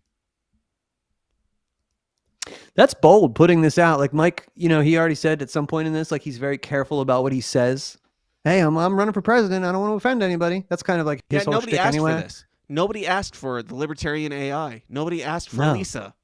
This was your idea. So if you are the one asking Lisa, the idea that you had, the question and the answer is fucking retarded, that's on you in every way. There's a quote, and I can't remember who did it. Shami Brahmahanda or something. It's like, before you speak, ask yourself, is it kind? Is it relevant? Is it true? Yeah. And does it improve upon the silence? It's we got ChatGPT, bro. Yeah. We don't need you to make, if you're going to make the libertarian version of ChatGPT, then it better be awesome. Yeah. Not totally flawed. And skewed. As Rec would say, who programs the AI is what Yeah. matters. You're either going to have some psychopaths. Oh, this isn't programmed. Lisa only came up with the a libertarian presidential candidate for everybody except Mike Tremont. It's not programmed. What? She's just pointing to different things. I don't know. I wanted Mike Tremont to explain to me how Lisa works, how it came up with this, and we got deeper into it. Go back and watch the interview, but I pressed him on if this is your thing, if you created this thing or had anything to do with this thing, if you endorsed this thing, then you need to be able to explain it a little bit. And it was just, well, it's ChatGPT, and maybe there hasn't been enough, I don't know, Mexicans in the debates for it to make sense. Like, I don't know. It's just nonsense, but let's continue. About you being a Fed in the past because of like being a cop and working for the government and having AI now. But your AI is bad enough that it seems like you might be a libertarian. Now I've heard And also, my technology for the last couple attempts at this podcast are why you know that I'm not a Fed. I'm a libertarian. before deny that anybody has ever compared you to a Gary Johnson type. I stand by the statement. You're the only one who's ever asked me about that. So what do you say to the allegations that you're just another Gary Johnson? You are on the record as saying that war is in fact. Dave, have you ever heard anybody? Again, I hate to beat a dead horse or anything, but I've heard that I'm the only person who's ever compared Mike Tremont to a Gary Johnson type. First of all, I was there when you did, so he should remember that I was right there saying the same thing. Mm-hmm. So there's at least two, plus there, Josh. That's three. That's probably just me. My bad, Mike. Not gay. Okay. Johnson. You are on the record as saying that war is in fact not gay. Do you believe that war is retarded? They're using identity politics to perpetuate war. And so he's saying... That's not what he said in the ad. What did he say? You'll have to ask Jeremy. They're using the identity Why don't you politics. just tell the truth. It was bad messaging. I don't believe it was bad messaging. You don't think that the phrase war is gay. Now, at this point... This is the best! Now, Oh my God, I fucking love it. I realize that Mike Tremont, for president, doesn't know that I made, whether I'm proud of it or not, that I made the war is gay ad. Yeah. And So I'm great. also at this point in the process of making the Mike Tremont ad. So it's a bit of a pickle, because you're saying that it's bad messaging. Yeah. Okay. All right. Offensive to homosexuals. No. Okay. That is not the You're point of gonna the have ad. to earn that. That's fine. I made the ad. And I'll be making yours. Anyway, do you think that... Go ahead, Dave. Oh my God, I love it. I love it so much. Thank you. This is a great 420 episode. Yeah. I love that. No, it is not. That is not good messaging. I fucking love it. He's 4 feet across the table from you. And you didn't know that. You didn't know. You should always know who's interviewing you. Vet all your sources, at least as much as I vetted you as a candidate. Like, vet anybody who's working on your campaign, preferably. All right, let's wrap this that up. Clinton Russell was conducting McCarthyist-style interrogation to destroy lives. In fairness, I don't know that that's exactly what Jacob said, but I'll leave that up to you. Clint Russell. He left it up to me. Right-winger in the Libertarian Party. All right. Is he conducted this inquisition? Is that how you remember that happening? The vice presidential nominee. Political has to answer, be- political answer. I need a political answer quickly. I can't disappoint him, but I can't disappoint the people. Oh my God, what do I say? That's the problem. It's like you're not being honest, because you know that Jacob Hornberger is being very, very nice to you, which you like that. You love when Jacob Hornberger is very nice to you and tells this honestly completely fabricated story about your heroism. You like that. Right. But it's not true, and you know it. Do you believe that it's true? That's tough, because nobody else has told tales of heroism about Mike Tremont except him. You can't throw that in the trash. It's like getting likes and follows from bot accounts. It's like, I'll take it. That's why I wish during the debate, I wish I would have gone dug deeper into that. Like, how do you remember that? How do you remember that? How do you because it isn't true, and it's nothing against Jacob Hornberger. I have only defended, I feel like, for the most part, Jacob Hornberger's position in everything else, but it's just not true. Now, do you all agree it's not true? Jacob Hornberger doesn't. Mike Tremont seems to not necessarily remember that clearly. Go check the tape, or just watch this episode if you don't remember, and maybe it'll jog some memories. someone who contributes to building the credibility of the campaign and of the party. Would you at least be willing to give me a Joe Biden answer of the race and gender of the person that you choose? I would go with anyone on that stage as So a long white as man? it were a black female. I saw the video where you did slam poetry while shooting a loaded firearm at your wife. Nancy. To prove that you're a trustworthy former cop. I mean, this is very similar to the Rechtenwald thing, where it's like, by the end, I've got you, and you're in it. Does it make, like, I respect you for playing ball and going along with the bit and the gag, but to anybody outside, does it make you a better politician that you went along with it? I respect you more for being cool enough to be like, yeah, I shot a loaded... As a former cop, there was that video where I shot a loaded firearm at my wife, Nancy. Yeah, yeah. Good on him for playing into this, but does it make you a better politician for going along with it, or does it make you worse? Is that rhetorical?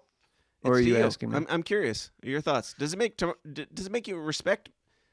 Well, you as a libertarian, and if you weren't a libertarian, as an outsider, would it make you respect Mike Tremont more hearing him agree to this the same as Mike Rechtenwald putting on the beanie? Honestly, in this question that you're asking is the problem, the fundamental problem with a Tremont campaign, and that is that you cannot have it both ways. You cannot claim to be the most radical and, I'm the most based, but also want to be respectable and polished and, have the approval of certain institutions and things like that. You cannot do that. Yeah. And those guys still think they can. So that's why you catch some of them like stuck. And Rec is just like, fucking, I'm having a good time. Let me get some of this wild cherry Pepsi while I fucking wear your hat. Some I'm people over like here, this and Dan. some people will not. So I have to decide now. Okay. That's all I'm trying to do. So Make I you decide. say this, no matter what. First of all, this is Libertarian Party. We're over in the kids' table. Let's not forget that. We're not trying to get the attention of the mainstream. But yeah, I think that you do your research. I mean, I told Rec knows who you are and like that we're bros. And I said, this is what Dan's all about, and this is what you could probably expect. And so I would think everybody else would do that and would know kind of like how to play the game too. I don't know. Everybody did okay, I think, but Rec the best. Yeah. And Tremont and Chase were probably the most awkward. Maybe Tremont probably takes that though. Calling this awkward. Nancy. To prove that you're a trustworthy former cop, would you accept my challenge to a rap battle? Yes. Saying if I kill myself, Mike Tremont for president says if I blow my brains out, say it into that camera. If I blow my brains out, you will write a rap song about it. Oh, bro. You got a good, I like your, again, I heard a bunch of people, again, I'm paying attention to Rec stuff, but they really enjoyed both of your sense of humors kind of together. Sure. You got a nice dry approach there, just like this kind of like stoic face, like a very straight face when you say funny shit. Talking about. Was that one right there. It was good. I really enjoyed that. And North Carolina's lucky to have you, and the party's lucky to have you. All those guys too, because those are cool interviews, man. So at the end of all of this, like if you were an outsider looking at what I did with North Carolina, who would you vote for? I know that it's going to be Rechtenwald, but I want you to set your own biases aside for a second. If you were watching that, would you still vote for Rechtenwald?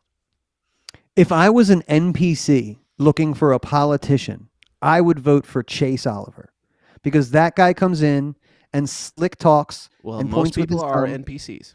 So most people, who you're speaking for is everybody else.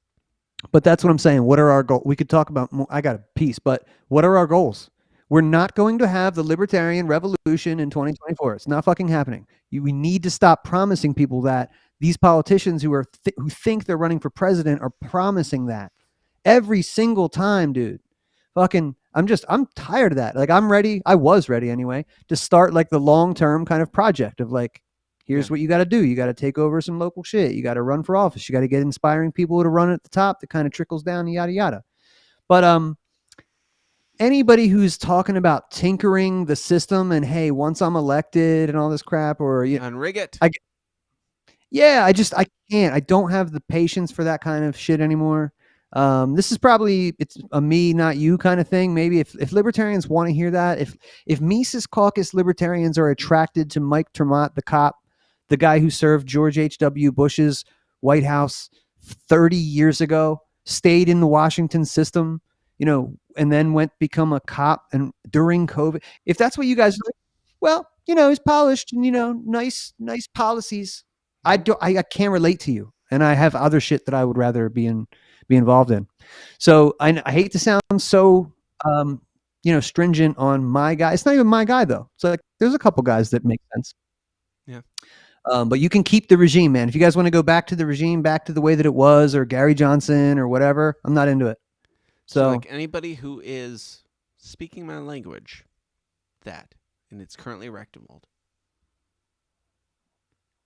Yeah, he's speaking your language. Is that what you're saying? I'm asking you, like anybody who's currently speaking for me, Rechtenwald. Like there's Chase Oliver who's playing the game more well. There's Lars who has more money. There's Jacob Hornberger who's the most principled. We all know that. So Rechtenwald versus RFK. Let's end on this. I would definitely vote for Rec. Okay. For sure. That would be worth it. I have people currently grooming me into pushing RFK into the party. Should I take their offer? I mean, I think again, one of the coolest thing Rec was able to do so far in this whole race. And again, I think I'm already thinking beyond November, bro. I don't care. There's wins you could get everywhere. Rec was on stage with RFK. Termott to his left, RFK to his right. And he went out there and wrecked it. Yeah. Yo, if you guys are talking about Javier Milei, that guy went out there as an anarcho-capitalist. He hates the state. That's what I want to see. He's an imperfect messenger, but should I personally take the offer to groom RFK or groom the party into accepting RFK as the candidate? Should I? Not should he be the candidate. Should I take it? Yeah, sure. I welcome it. And I like that it forces everybody's hand. I'd like that it forces people to go, what do you want? Do you want all the votes and all the ballot access? Because something just landed in your lap. You can have it this year if that's what you want to do right now. But if you want to go to work hard at something that's longer and, maybe not as polished or whatever, then there's another option to go that's like fully libertarian. Mm-hmm. You're not going to get all the golden gusto that comes with that. I like that libertarians are forced into making that choice. Yeah. So, push them.